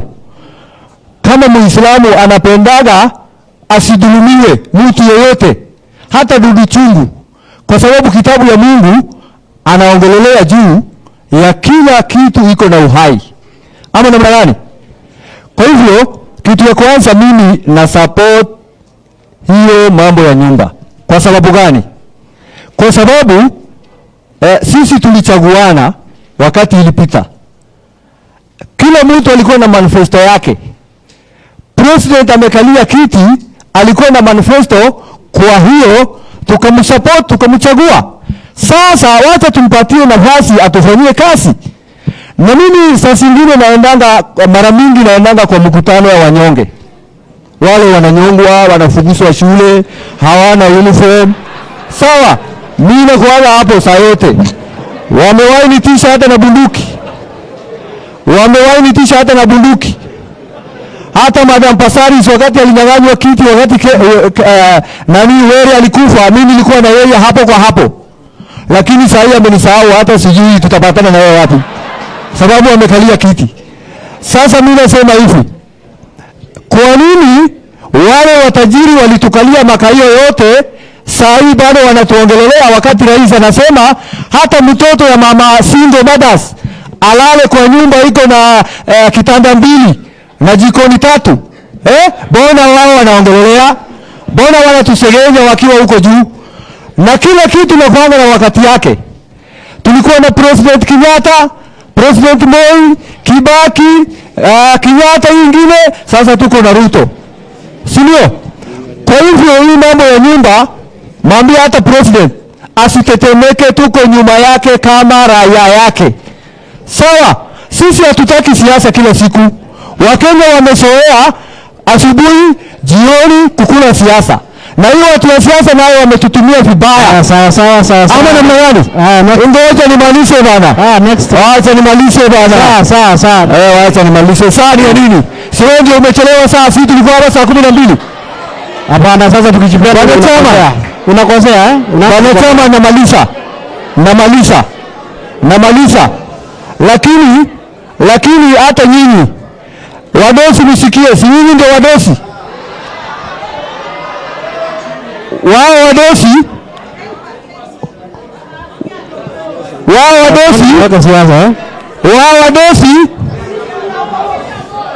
wadosi wako na sitting allowance. Si ndio? Sisi hatuna sitting allowance, tukienda tutaenda na fare yetu, si ndio? Bona hatuna sitting allowance. Kwa hivyo tutaendelea pamoja. Asante. Chukua. Habari zenu tena. Waheshimiwa, habari zenu bwana. Mimi kwa majina naitwa Edward Rioba. Mimi ni katibu mkuu wa bunge la wazalendo Kenya. Nimefurahi kwanza kuja hapa na nataka mnisikilize kwa makini. Kwa sababu natoka Kariakoo, bado mimi ndio chairman wa nyumba 10 Kariakoo. Nyumbani mimi ni Kuria, mimi ni Mkuria. Nimeishi Nairobi nafikiri mwaka wa 31. Nilikuja kijana, sasa nimezeeka. Mimi nataka kusema hivi. Mpango wa ujenzi wa nyumba hauwezi kuzuilika. Ni sawa na kuzuia mafuriko kwa mkono. Ni kitu hakiwezekani. Wakati rais anakimbia kwenye kampeni, alituambia atatujengea nyumba. Upande ule walisema atajenga nyumba, Pasarizi anajua. Upande huu na nyinyi nao mlisema mtajenga nyumba. Lakini Mungu akawapa bahati, mkaangukia. Na kwa sababu mliangukia, lazima muwafanyie wananchi kweli. Hiyo ni moja. Pili, nyumba hizi mnazozijenga, msitujengee nyumba zifike sehemu zikwame. Kwa sababu serikali zote zile zimepita, miradi imekwama. Kwa hiyo ni pesa zetu mtakuwa mnachezea. Hiyo ni 2. 3, mnapo watafuta watu wanaitwa makandarasi wa kujenga, wanaita developer hawa. Wanaokuja, unajua wanakuja na sera zingine zinatushtua wakati mwingine. Nitamtaja mmoja anaitwa Shabali. Shabali alikuja pale Starehe. Alipofika akasema affordable housing. Mimi nilivyoenda kuangalia ile karatasi yake ya kusema affordable housing, milioni 4 na tuzilipe kwa miezi 6. Affordable hiyo. Hiyo ndio affordable. Sasa tunashindwa. Nyinyi huwa mna discuss na watu wa namna gani hizi nyumba za affordable. Sasa nataka niwatolee mfano. Ukienda Kampala pale Mengo, ukienda Kansanga, hapo na kutolea ni Kampala, wamejenga nyumba nzuri, wanalipisha 1,500,000 ya Uganda, ambayo ya Kenya ni 5,000. Kwa sasa hivi imeenda 10,000 kwa sababu mambo yameenda hivi. Ukienda Dar es Salaam Magomeni, ukienda Morocco, Dar es Salaam, wamejenga nyumba za affordable. Affordable unatoa 50,000 ya Tanzania, ambayo ni 2,000 na kitu ya Kenya, lakini kwa sababu mambo yameenda hivi imefika 5,000. Kwa hiyo tunataka mtakapokuwa mnatuambia affordable, kama kamati hii committee mnatuambia affordable, iwe ni affordable kweli kwa hawa watu. Hawa watu mnawaona hapa hawa, haki ya Mungu si wadanganyi. Hata kula jana kuna wengi hawajakula hapo. Unajua wamewaona, wamejua mko vizuri.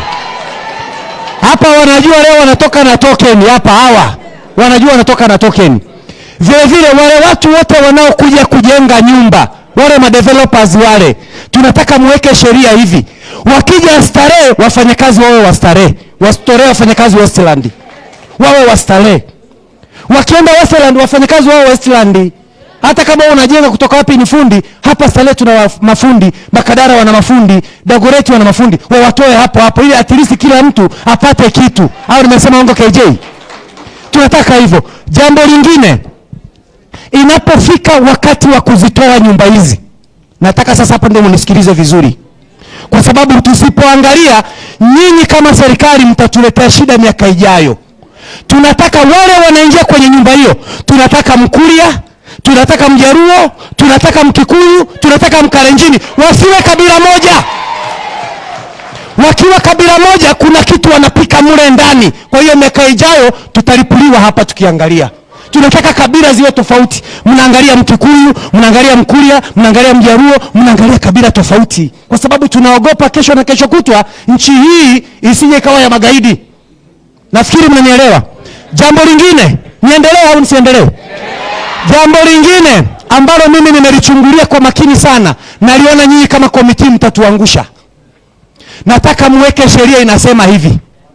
Wale wote ambao wanajenga nyumba hizi, wale watakao kuwa na supply material, simtuchukulia hao vijana wa huku chini, na iwe ni sheria kwamba watakao leta material watoke huku chini, kwa sababu so long as wana certificate za kuonesha wao ni kikundi. Benki wametuambia wana pesa nyingi hapa. Kwani hizi pesa ni za nani? Si zetu.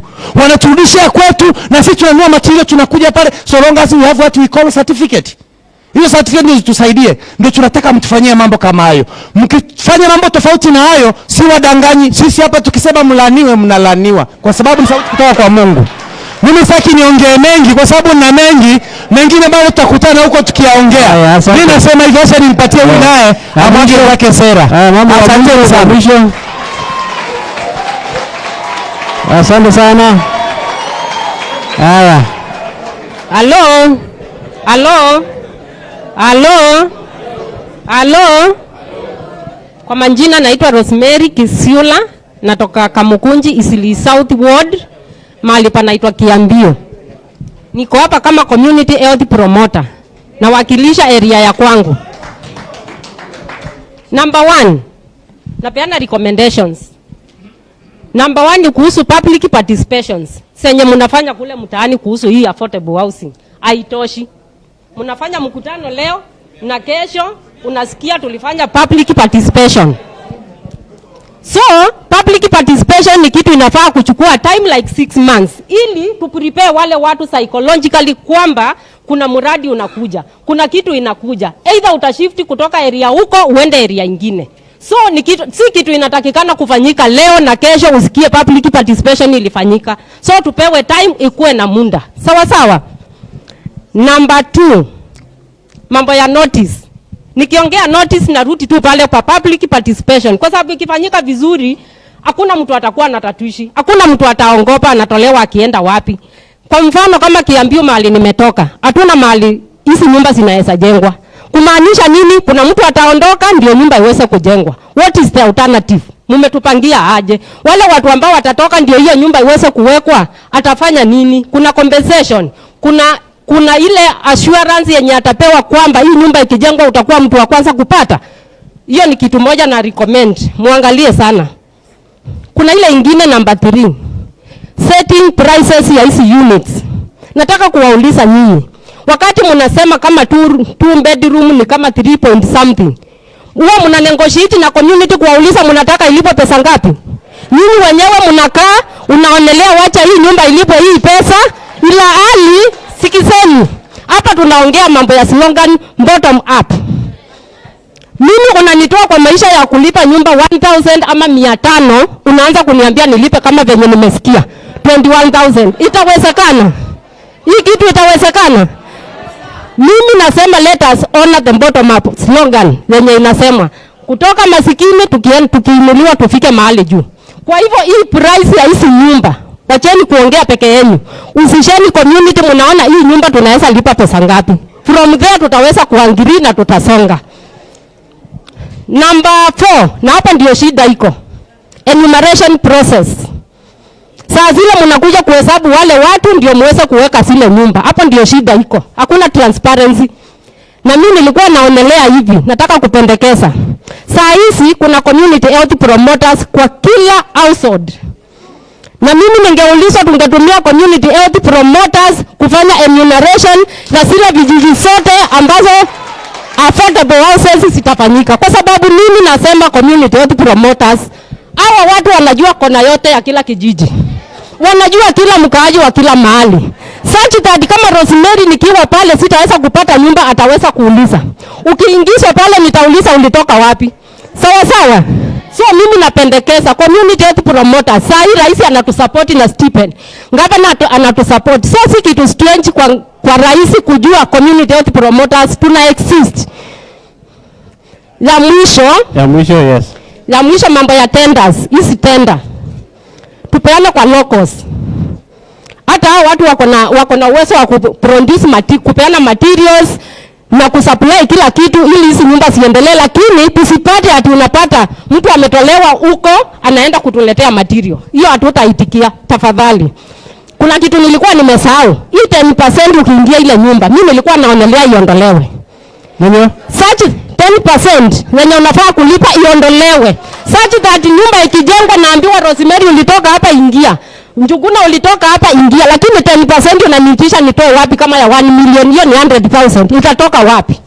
Sawa sawa. Mimi naonelea 10% tuweze kutoa. Kwa sababu ni sisi mnatutoa maisha ya chini, mnatupeleka juu. Sasa ukiniitisha 10%, 100,000 nitatoa wapi? Thank you so much. So, ya mwisho, let us respect the bottom up slogan ili tuweze kufaidika. Asanteni. Asante sana. Na nawashukuru kwa nafasi hiyo. Nasema asante kwa wale ambao wameongea, wale ambao wachaongea, nafikiri maneno yenu yamekuwa captured. Natisha program kwa chair, aendeshe from there. Thank you so much and karibu sana chairman.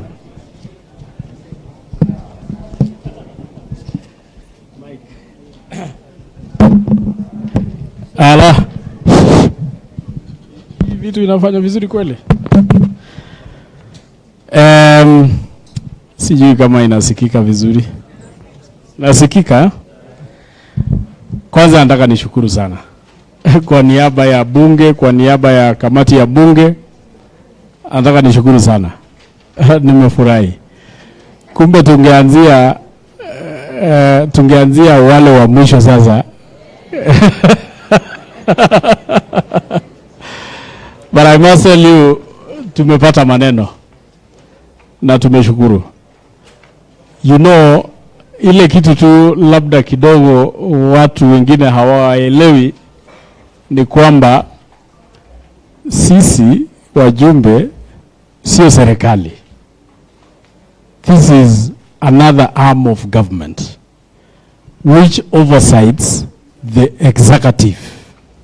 So wakati tuko na nyinyi, sababu tuko hapa ni kusikiza maneno yenu, so that wakati sheria kama hii inaletwa na serikali, sisi kama wakilishi wenu tunaiangalia vizuri, so that ikipitishwa isikuje kuumiza wewe ambaye ulinichagua ni kuwakilishe.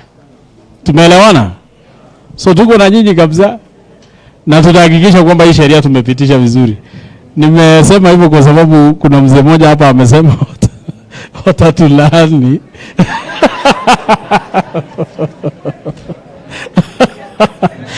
Na kwa ukweli tusiposimamia haki yenu kama wawakilishi wenu, si laana itafuata sisi.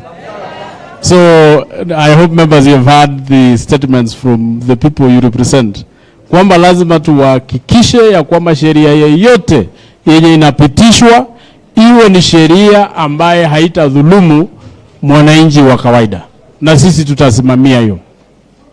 Jambo la pili, sisi pia kama the other arm of government lazima to advise the executive on the right laws na jinsi ya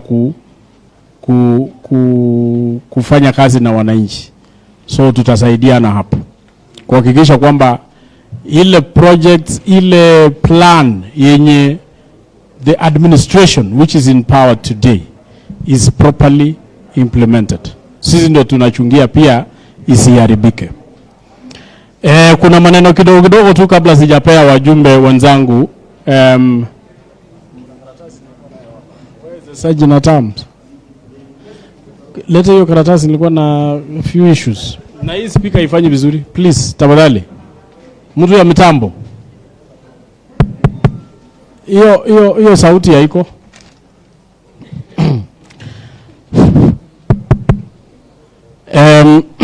Kuna issues which could not be just concerns by members of the public, which I think I need to just make some clarification. Hii levy yenye ina collectiwa is still in the account. It has not been accessed.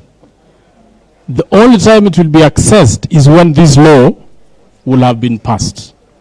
But as we speak today, that money, the collection, that money which has been collected has not been accessed.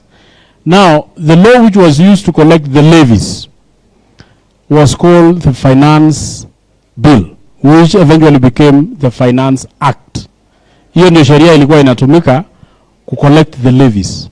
And in that Finance Act, we made an amendment, and I'm proud to say a member of this committee, who is Mheshimiwa Mule, who I have not introduced, I will introduce him, he will introduce himself, made an amendment to that law. And I think this was a major concern for everybody. Kwamba hii pesa ikiwekwa hapo, shida ikitokea, emergencies ikitokea, serikali ikikuwa na ugumu kidogo ya pesa, wanaweza toa hiyo pesa wawafanyie hiyo kazi ingine. So that is a major concern. Huyu mheshimiwa akatoa amendment yenye inasema this money shall be used only for housing programs, nothing else. So hiyo sheria iko, and nobody can access that money until this law is put in place. And even when this law is put in place, hiyo pesa haiwezi tumika kwa kitu ingine. Itatumika kwa manyumba mpaka mambo ya manyumba iishe. That is one of the concerns which people raised. As to the current status of the affordable housings which have already been completed. Kuna affordable housing in Park Road, kuna ingine huko Mombasa inaitwa Buxton, kuna ingine kwingine. As to the affordability of those houses, umesikia kuna mtu analipa 21,000, isn't it? Those houses were built under a different program yenye ilikuwa inaitwa voluntary contribution. In that voluntary contribution, there was no levy at that time. So hakukuwa na regulation ya kusema ya kwamba the rates ya kulipa ni pesa ngapi. So that one I will say definitely going forward, because that one we may not legislate going backwards. We cannot legislate retrogressively, but we will legislate going forward. Kwamba rates iangaliwe. Na nyinyi ndio mnasema. So I don't want to delve into that so much. You have made a proposal that rates, percentage ya kulipa deposit, mtu akishindwa kulipa, what should happen? Those are the questions which I want you members, even after this meeting, you can write through email the recommendations that you wish to be put in this law. So that mtu amelipa for 10 years, anakonjeka, ama hata anakufa, watoto wanatolewa kwa hiyo nyumba. Those are the areas which you people should ensure that you give us your proposal. Ndio tujue what should happen. What should happen to the children of that person? Hata kama hawana kazi, how should they pay? How should the government cushion them? Vitu kama hizo. So those are the concerns which we wish you people to make proposal of, so that baadaye tukirudi bungeni tunaiangalia. Kuna pia categories yenye it's very confusing, and these categories includes affordable housing and market housing. I mean, affordable houses, alafu kuna the commercial aspect. And this one, you also need to look into it and give us your proposal. And also, when we will be, before we also sit to look into your issues, we will also call the State Department for Housing and also NHC to explain some of these clauses, so that when we are amending as per your recommendations, we will also have known what was the intention.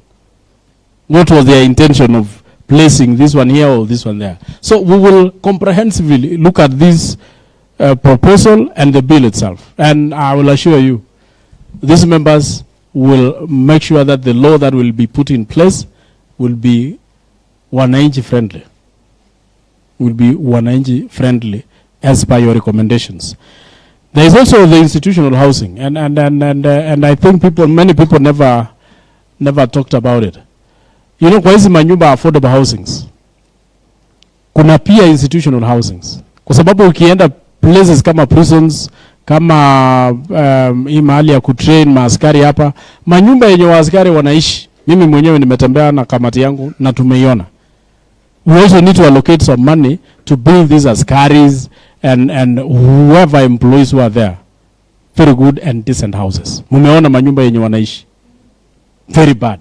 Muende prisons, wale warders ambao wanachunga nini. You have seen the houses they are living in. Bad. Na shangaa hakuna hata mmoja aliongelelea hiyo. Unaingia unapata nyumba kidogo ya mabati around, familia wawili ama watatu wanaishi wamekata na you can imagine that. So this money also is intended to build the institutional houses, ndio tubadilishe hiyo maisha yao. And then slum upgrading. Unajua hizi manyumba za Kibera, manyumba zingine za Karioko, sijui wapi, Mukuru kwa Njenga, hiyo yote hiyo. We want those people to come. Nilisikia mtu mmoja hapa akisema asubuhi wakiamuka watoto wanaingia kwa mitaro. This money also is intended to ensure that we remove hawa watu ambao wanaishi kwa hizo slums to live a decent life. So your proposals should be guided by those categories of houses. I'm saying this because you still have a chance through email to give your proposal. Kwa hivyo usitaki niseme mingi, nataka tu niseme nimeshukuru kama chairman. I'm very happy. I wish tungekuwa na enough time. We have 90 days to do the public participation. A member of the public also questioned here that why did we, mbona tumechukua muda kidogo? It is in the law. So sheria inasema tukuwe na 90 days ya public participation, and then after that tumalizane na mambo. I wish hatunge kuwa tunakimbia tena kwingine. Tungeendelea kuwa na nyinyi, but because we are going to so many other counties and we also need to give them time to present their issues, we will have to end there. We will have to end there. If you feel you had a presentation, a burning issue, a very serious burning issue, I hope, and please, the Secretariat will give us the email so that these people can know how they can still, is the email around here?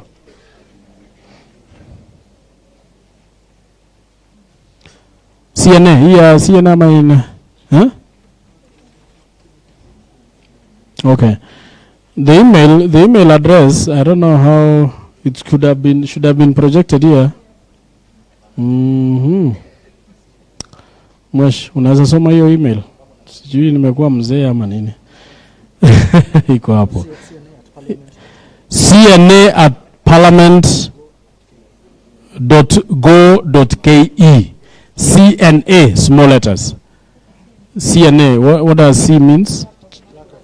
Clerk of the National Assembly, correct.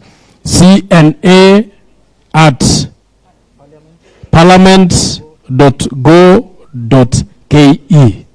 If you still have a serious issue that you think you need to send, you just send, and we will get it. CNA, yes.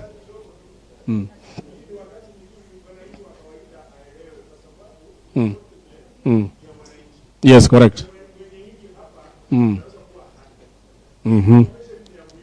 Correct.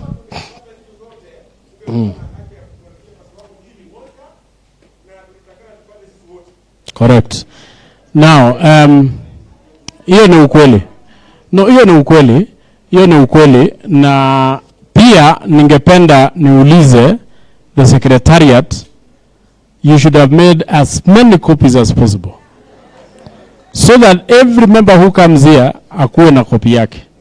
That is number one. Number two, I don't know if in this website, www.something, do you have these copies there? Because these people can as well access kwa website. So, iko, bas, shika kalamu nikusomee website. Shika kalamu nikusomee. Email, website, wacha nirudi nisomee nyinyi yote. I know, nimekaa hapo kama nyinyi. Saa zingine nilisikia mtu mwingine hapa akisema, hiyo watu wenye wamekaa hapa wametoka huko juu. Na nikasema tu labda Pasaris, labda Karauri, labda Jeni, labda KJ, juu baba yake alikuwa mjumbe at one point. Lakini mimi niliishi kwa slums. Mimi nilitoka pabaya. So, email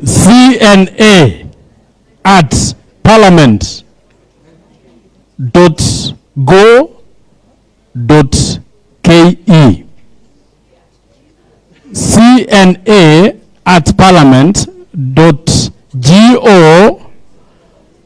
cna@parliament.go.ke. Sio tumepata? Bas, tuende sasa website. www.parliament.go.ke. You will get these documents in that website. And please, wewe soma hii kitu. Soma hii kitu vizuri, ukishamaliza kusoma, make your proposals, andika through email, tutapata hizo proposals. And a very comprehensive one.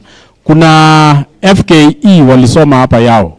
I think we should borrow how you did your memoranda. So please, tafadhali wananchi wa Kenya, tuandike whatever memoranda we have so that we can take them into consideration. Kabla niketi, niko na wajumbe ambao wamefika nyuma tukiendelea. Nataka niwape nafasi waseme kidogo. Of course hatuwezi jibu hii maneno iko hapa, lakini yes, tunaenda home.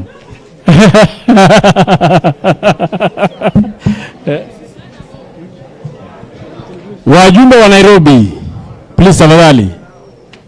Meja mwenyewe. Thank you, Chairman. My name is Major Donk, MP Advocacy Central, that is in Kayole. Na pia mimi nimekuja public participation kwa sababu hizo nyumba wakati zinajengwa hapa Nairobi. Na ni vizuri mimi niwaombe we support this program. But Chairman, there are issues that has been raised here and I wish you consider them. Kuna huyo madam ameongea maneno ya deposit. Kama tunainua wananchi na mimi nikiwa mmoja wa wabunge, ikikuja bunge, that's a point that I have captured, that you cannot afford a deposit of 300,000 na lazima tujue kwa sababu hawa watu wako, kwa sababu hawa na ndio tunajengea nyumba, lazima tuhakikishe hiyo deposit imeondolewa ama kuna vile imepangwa vile wataweza kulipa ndio waone hizo nyumba. This problem ndio ilienda hapo Kibra. Wakati nyumba zilijengwa pale Kibra, wakaitishwa deposit, wale watu wa Kibra wenye walikuwa wanaishi hapo wakashindwa kuingia kwa hizo nyumba. Wa matajiri wakakuja kununua hizo nyumba. So now I'm in your support and I'm saying as members of parliament from Nairobi, tunajua nyinyi shamba lenu hakuna mahali mnaenda kuharvest sukuma, doma ni chabara mawe. Na kwa hivyo kupata hiyo pesa ni ngumu. So Chairman, that point should be noted. Nikiwaambia hivyo, I know Nairobi, you know you have a very big problem na mashule.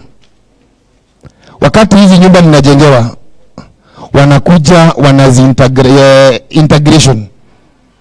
Shule inakuwa hapo. Si ni kweli Chairman? Hapo ndani ya hizo nyumba kunakuwa na shule, kunakuwa na market, kunakuwa na maduka. So hizi bado lazima kama ni manyumba ni hizo masoko na nini zirudi kwa wenyeji wenye wamekuwa huko. We have for example like Mukuru tuko na slum kubwa. Wakati utamove hao watu na uanze kuwaitisha deposit iko juu, wanasonga hapo mbele, wanajenga slum nyingine ama inakuwa namna gani? So hakuna kitu tunafanya. Kama tunamaliza slum, lazima pia kwanza hizo nyumba zinajengwa hapo, wenye walikuwa wananchi hapo majina yao inaandikwa. Ikiandikwa hakuna haja ya kukuja kusema balloting. Si hapa ni watu ulitoa hapa Mukuru. Hawa watu wenye ulitoa majina yao uko nao. Hao watu waingie kwa hiyo nyumba. Waingizwe kwa hizo nyumba. That's the only way. Hawa watu wa Nairobi, I can assure you, they will support it 100% kama tutawafanyia hivyo. Nilikuwa nimeangalia hiyo ndio nimeona wanalia. Na Nairobi pia, Nairobi sisi kama ni hiyo kazi yenye ina happen hapo, sisi wengi wetu ndio tutabenefit. Kwa sababu hapa Nairobi ndio kuna youth wengi, wamama wengi, wazee wengi wenye hawana njia ya kuweka shilingi hata moja kwa mfuko. Kwa hivyo mimi hiyo sheria inafaa kuwa kama nyumba inajengwa Mukuru ama inajengwa Kayole, kuna watu wa kutosha Kayole wa kujenga hizo nyumba. Kuna maprabas wa kutosha huko Kayole. Sio huyu mwenye mnapatia tajiri anakuja na watu wake kutoka Mombasa, anakuja na watu wake sijui kutoka wapi, anakuja na watu wake. Hiyo lazima pia tuhakikishe, if we are talking about job creation, mahali hizo nyumba zinajengwa, that jobs must be created fair.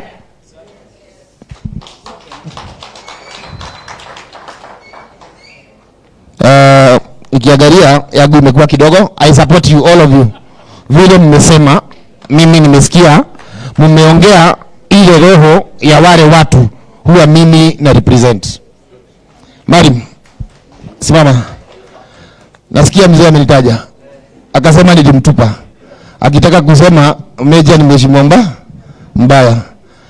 Huyu ndio nimepatia kazi wakati nimeingia kazi ya supervision ya barabara yenye tunajenga na Kera, na akakula pesa hapo ile analipwa ya supervision. Sasa wakati unasema nimekutupa, Kayole you have more than 50,000. Yes. Sisi nasema in Kayole, in Advocacy Central, we have more than 147,000 registered voters. Wale watu kama 30 wamepata kitu kadogo kwa kazi, ni mmoja wao. Sasa kile watu wa Nairobi ni vizuri tunatulia. Tunasema kila mmoja, leo niko na wewe, hiyo siku nyingine wachia huyu, hiyo siku nyingine wachia yule, hiyo siku nyingine wachia yule, because hatuwezi toshea sisi wao. Ikipatikana moja, wacha tukuyadia. Unasikia nikisema kazi ikikuja hapo kwako, wewe fanya hiyo kazi. Mungu awabariki, na wapenda sana, na watu wa Nairobi tuko pamoja. Pigia makofi mheshimiwa. Raia walikuwa wanasema tu amekumiss. Nafikiria tu alikuwa na express kukumiss. Otherwise andaka nishukuru sana mheshimiwa wa area. We are grateful. Mheshimiwa, tumeshukuru sana. One, kama area member of parliament ya area hii ya Nairobi. Two, you are also here as a friend of the committee, because you know, as a member of parliament, whenever you appear in any committee and you are not a member to that committee, you register yourself as a friend of that committee. Karibu Mwesh, as a friend of this committee. You also appeared also as a member of the National Assembly, representing members of Nairobi County, and you have made your presentation. Well taken care of. Na uko sawa. Ama namna gani? Siyako sawa. So, andaka nichukue nafasi hii, sasa nimwalike mheshimiwa KJ, ambaye pia ni mkaaji wa Nairobi, na ni mjumbe mmoja wapo ya Nairobi. Na tumeuliza watu yako Mwesh, kama wako hapa, na wako represented. Even yours mheshimiwa, your constituency is represented. Correct. Asante. Karibu Mwesh. The chairman of this committee, the Honorable Johanna Ngeno, wajumbe ambao wako hapa, ambao ni wanakamati wa kamati hii ya housing, wajumbe wengine ambao sio wana housing committee, wakaaji wa Nairobi na wenyeji wa Nairobi, hamjamboni? Hamjamboni tena.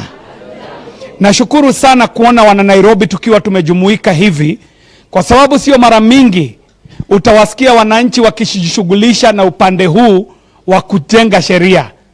Mara mingi utamsikia mwananchi akiongea mambo ya haki zake. Anashurutisha kwamba hii ni haki yangu, hii ni haki ya 1,000 to 500,000 Kenyans have graduated from Form 4. Hao ni wa mwaka huu.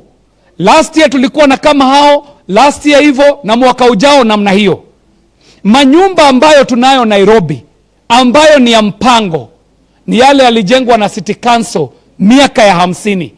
Hatujaongeza manyumba ya serikali isipokuwa yale machache ambayo yalijengwa na Mheshimiwa Rais Kibaki. Kumaanisha kwamba hili ni jambo la dharura.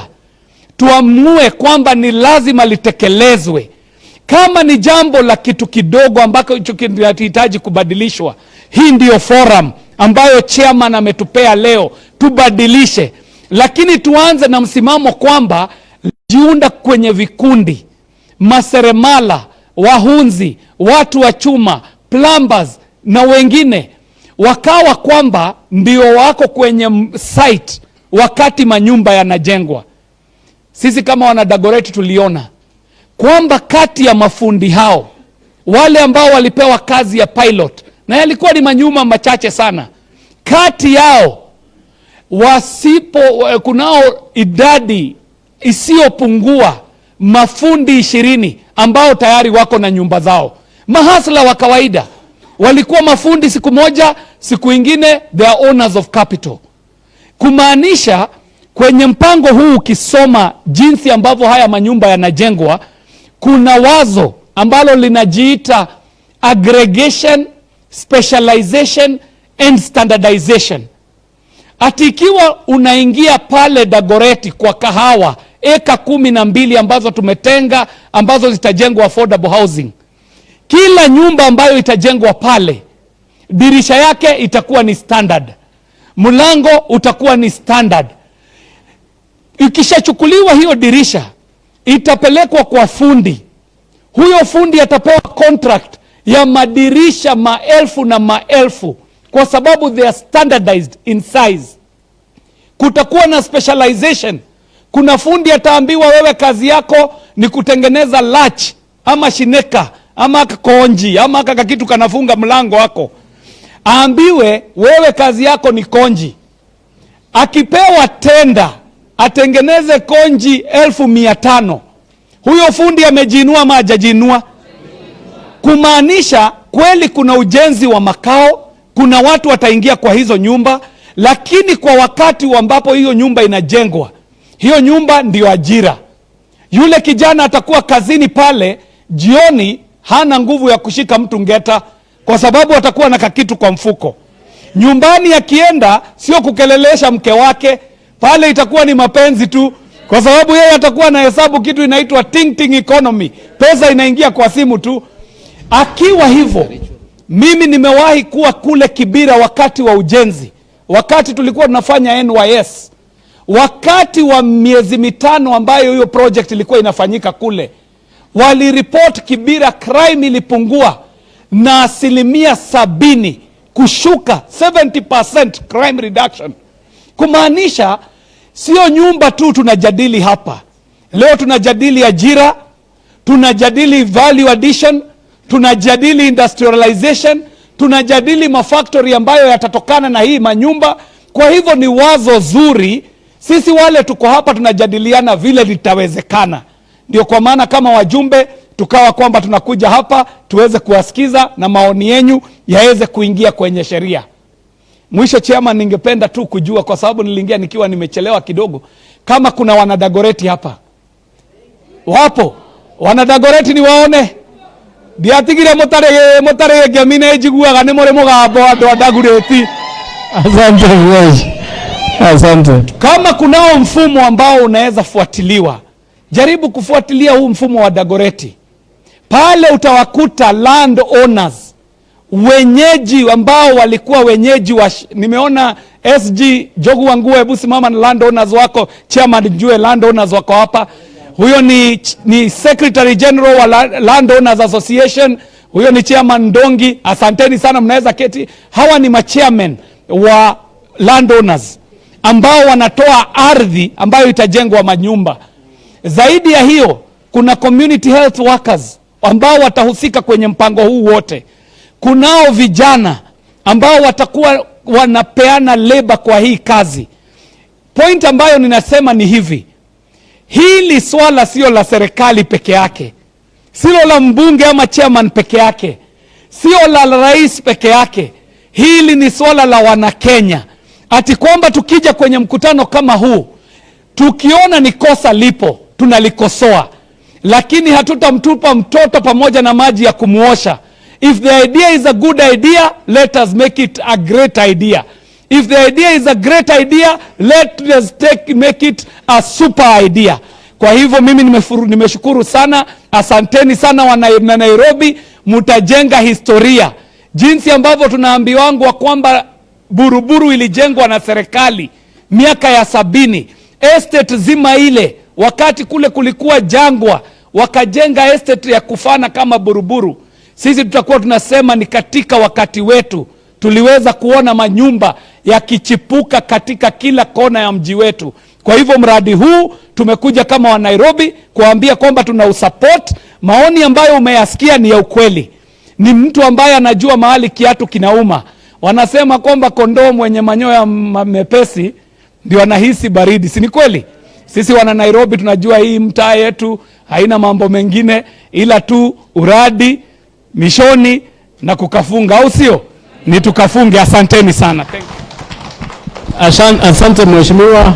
Labda sasa tumwalike mheshimiwa Pasaris, kwa sababu yeye pia ni area member of parliament ya Nairobi County. Kwa ufupi tu mheshimiwa. Yeah. Asante chairman. Kitu ya kwanza nataka kushukuru watu wote wa Nairobi ambao wamefika hapa leo, kwa sababu kama hamuke kuja hapa leo hatungeweza kuzungumza na kujua vile mnafikiria, na nyinyi ni representatives ya watu wote wa Nairobi ambao wako hapa, na hii ni kitu ambayo imeanza na imeenda Kenya nzima. Mimi kitu ya kwanza nataka kusema, hakuna kitu muhimu kama kuwa na nyumba ambayo inakupatia hata wewe heshima na familia yako. Hiyo ni muhimu sana. Na hii project ya housing nimeona hawezi kuendelea. Tumejaribu miaka nyingi sana tangu independence kujenga manyumba, lakini pahali tulipotea na manyumba watu wakawa zaidi kuliko hizo manyumba.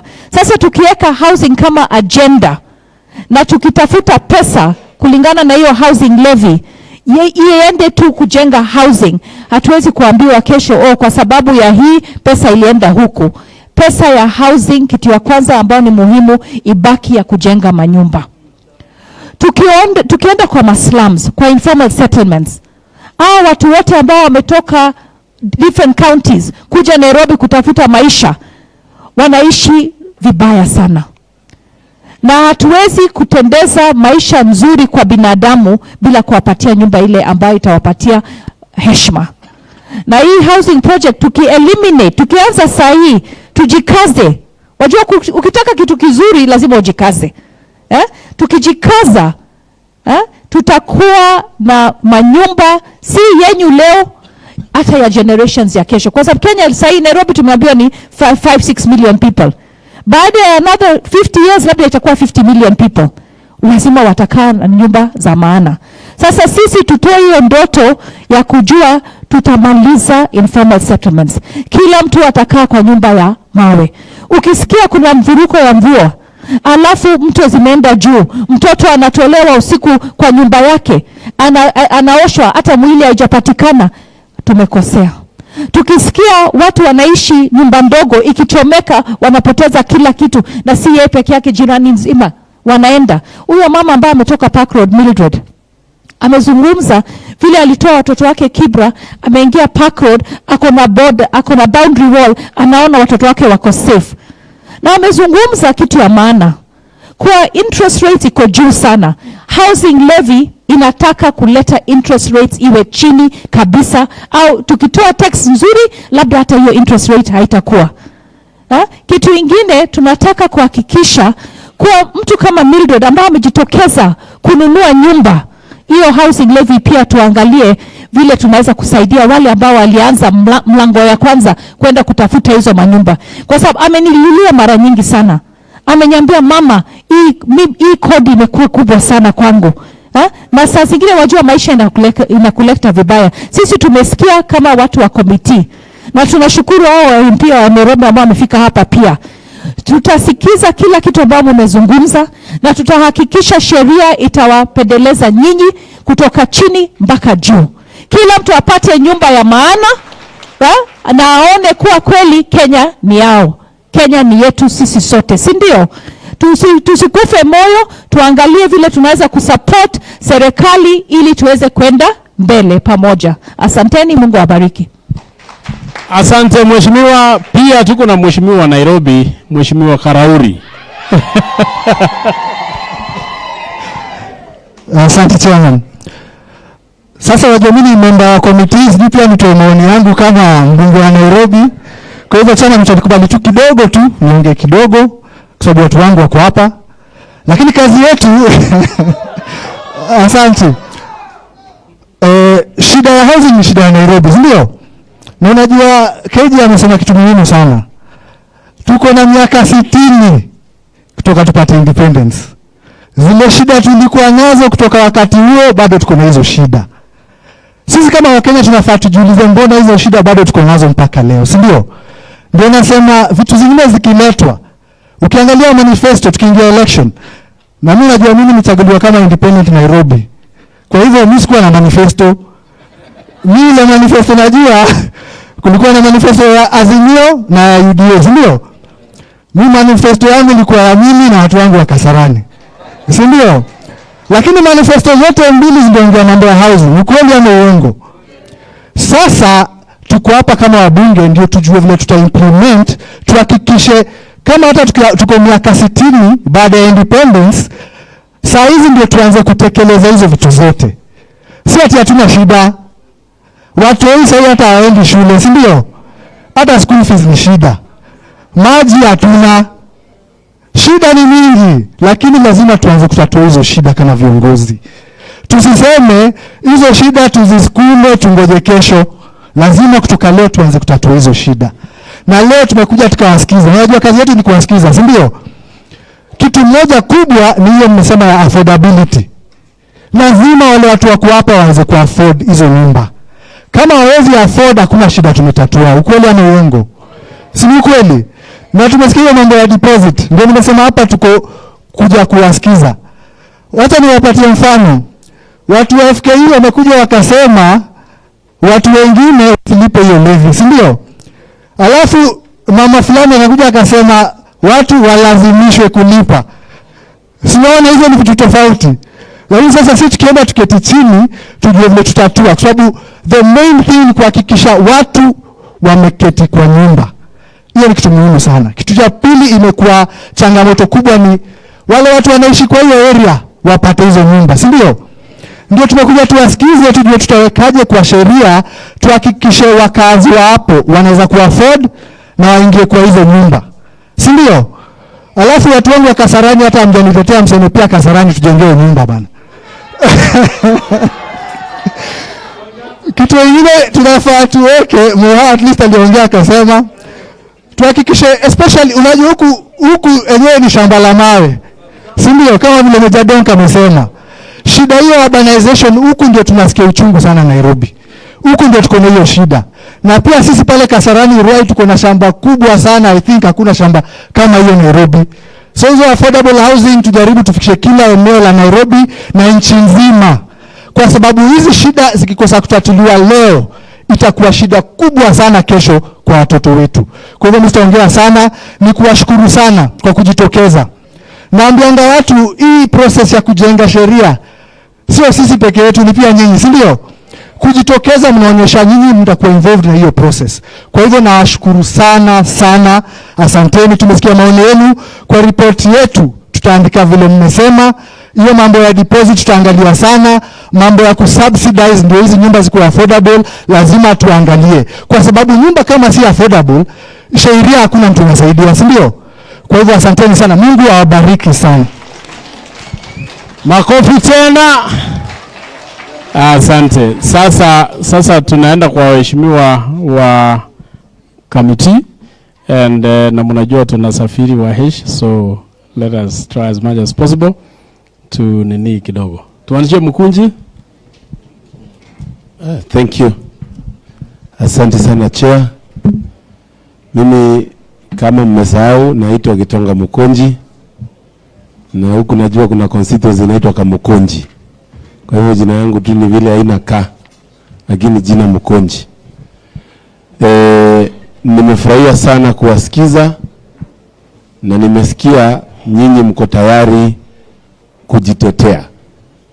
Na mumeongeza zaidi ile information ambayo tunaweza kuiangalia ndio sheria ikuwe ni sheria yenu, si sheria ya wadosi ama sheria ambayo inakandamiza wananchi.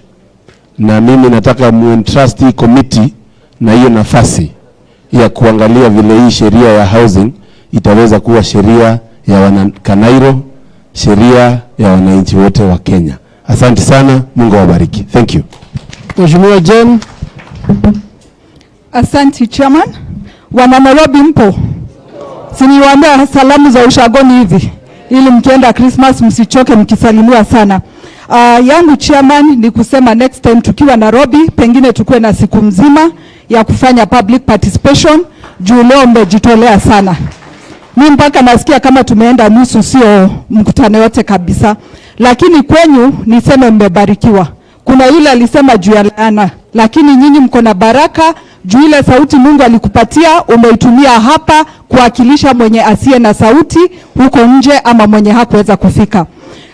Chama ni vizuri niseme tu mambo mawili. Kuna yule alisema hawa waheshimiwa haelewi shida. Ni vizuri pia tu encourage tuambie. Mimi am a product of a matatu driver. Baba yangu alikuwa mtu wa matatu kutoka nikuwe mdogo. Nilipofika university nilifanywa harambee ili nisome, na ndivyo huwa naambia watu wale kipya ndio wamenifikisha pale nimefika. Kwa hivyo ni vizuri tujue, mtu asikwambie hakuna kitu ambayo haiwezekani. Kitu moja nataka kumention chairman, ni kukumbusha kila mtu kuwa sisi ni wawakilishi wenyu.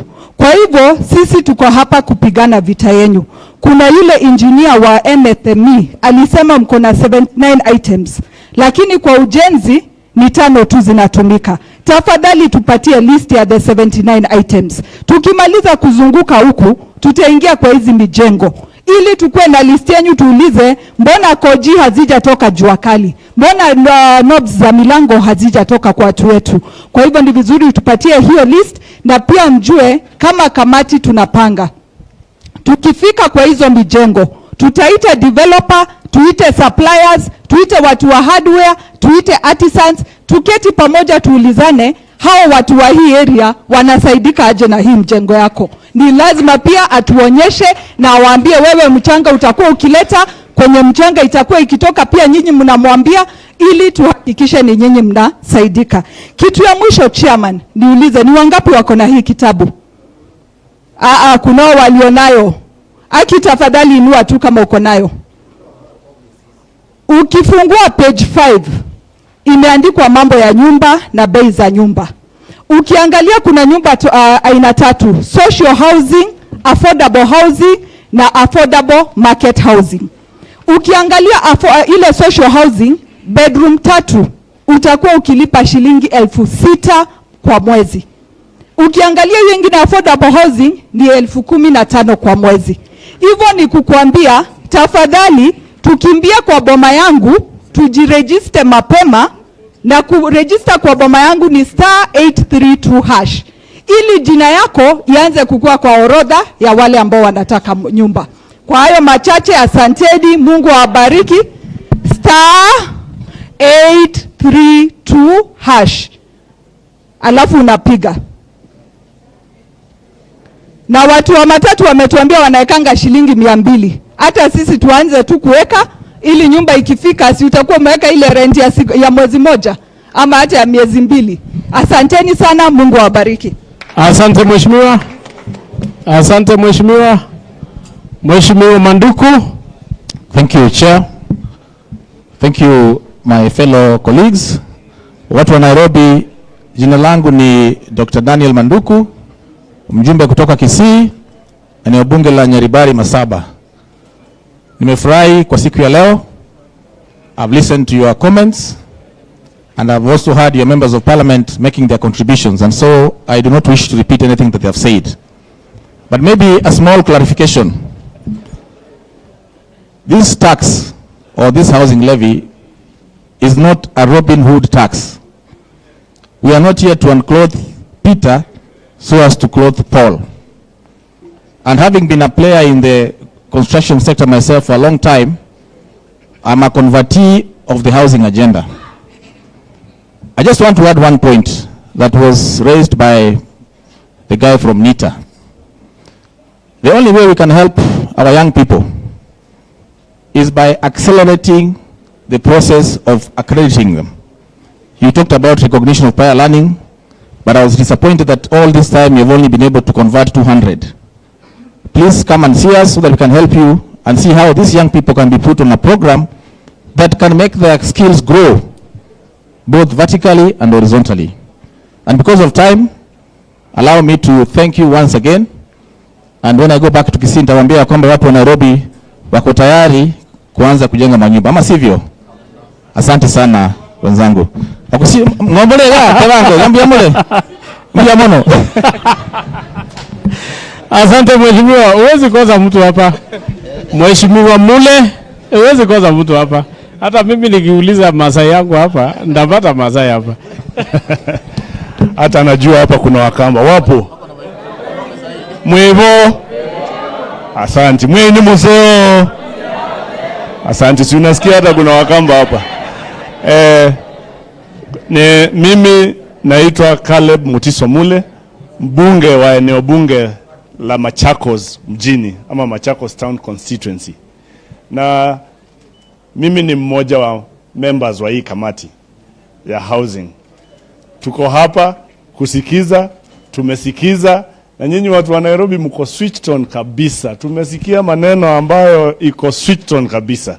Na hiyo maneno yote mtu trust kama kamiti ya bunge ya housing tutaenda kukaa chini na hiyo yote tutaweka ndani ya hii regulations ama hii sheria bill ya housing levy. Na ile ingine ningesema watu wa Nairobi ndio mnahitaji nyumba kabisa. Si ndio? Si ndio hapa kuna slums mingi kuliko mahali ingine yote. Kwa hivyo nyinyi mko sawa. Hizi nyumba zikianza kujengwa na kupeanwa nyinyi sasa mtakuwa sawa. Na hao wabunge wote waliniunga mkono vile nilisema ile amendment nilileta kwa bunge ya kusema hii pesa yote tunakusanya isiende mahali pengine. Iende tu kwa housing. Na wote wakaniunga mkono. Asanteni sana na Mungu awabariki. Thank you so much. Nafikiri tumemaliza. Mimi tu ni kutoa shukrani kwa wale wote ambao waliparticipate in this process. I must say I'm grateful on behalf of the National Assembly. Nimeshukuru sana. Kuna tu mahali watu hawajaguzia sana. Institutions, universities. Among as the institutional houses yenye inajengwa ni hostels ya wanafunzi. Na kuna kijana mmoja alifanya presentation poa hapa kwamba wanafunzi wanahitaji manyumba sana. Ukiingia hizi universities mingi, watoto wetu wenye wanatoka mbali wanatafuta manyumba, wakishindwa wanaenda kuishi kwa vichorochoro. And that is why tuko na mashida mingi Kenya hii. So I think I'm grateful one of the students here made a very good presentation. Kwa hivyo sitaki ninene mingi, nataka tu niseme tumeshukuru. Tutaenda kuangalia hii maneno yenu yote and then tutaileta bunge and then tutaiona ni gani tutaipitisha, na tukiipitisha ikuwe sheria.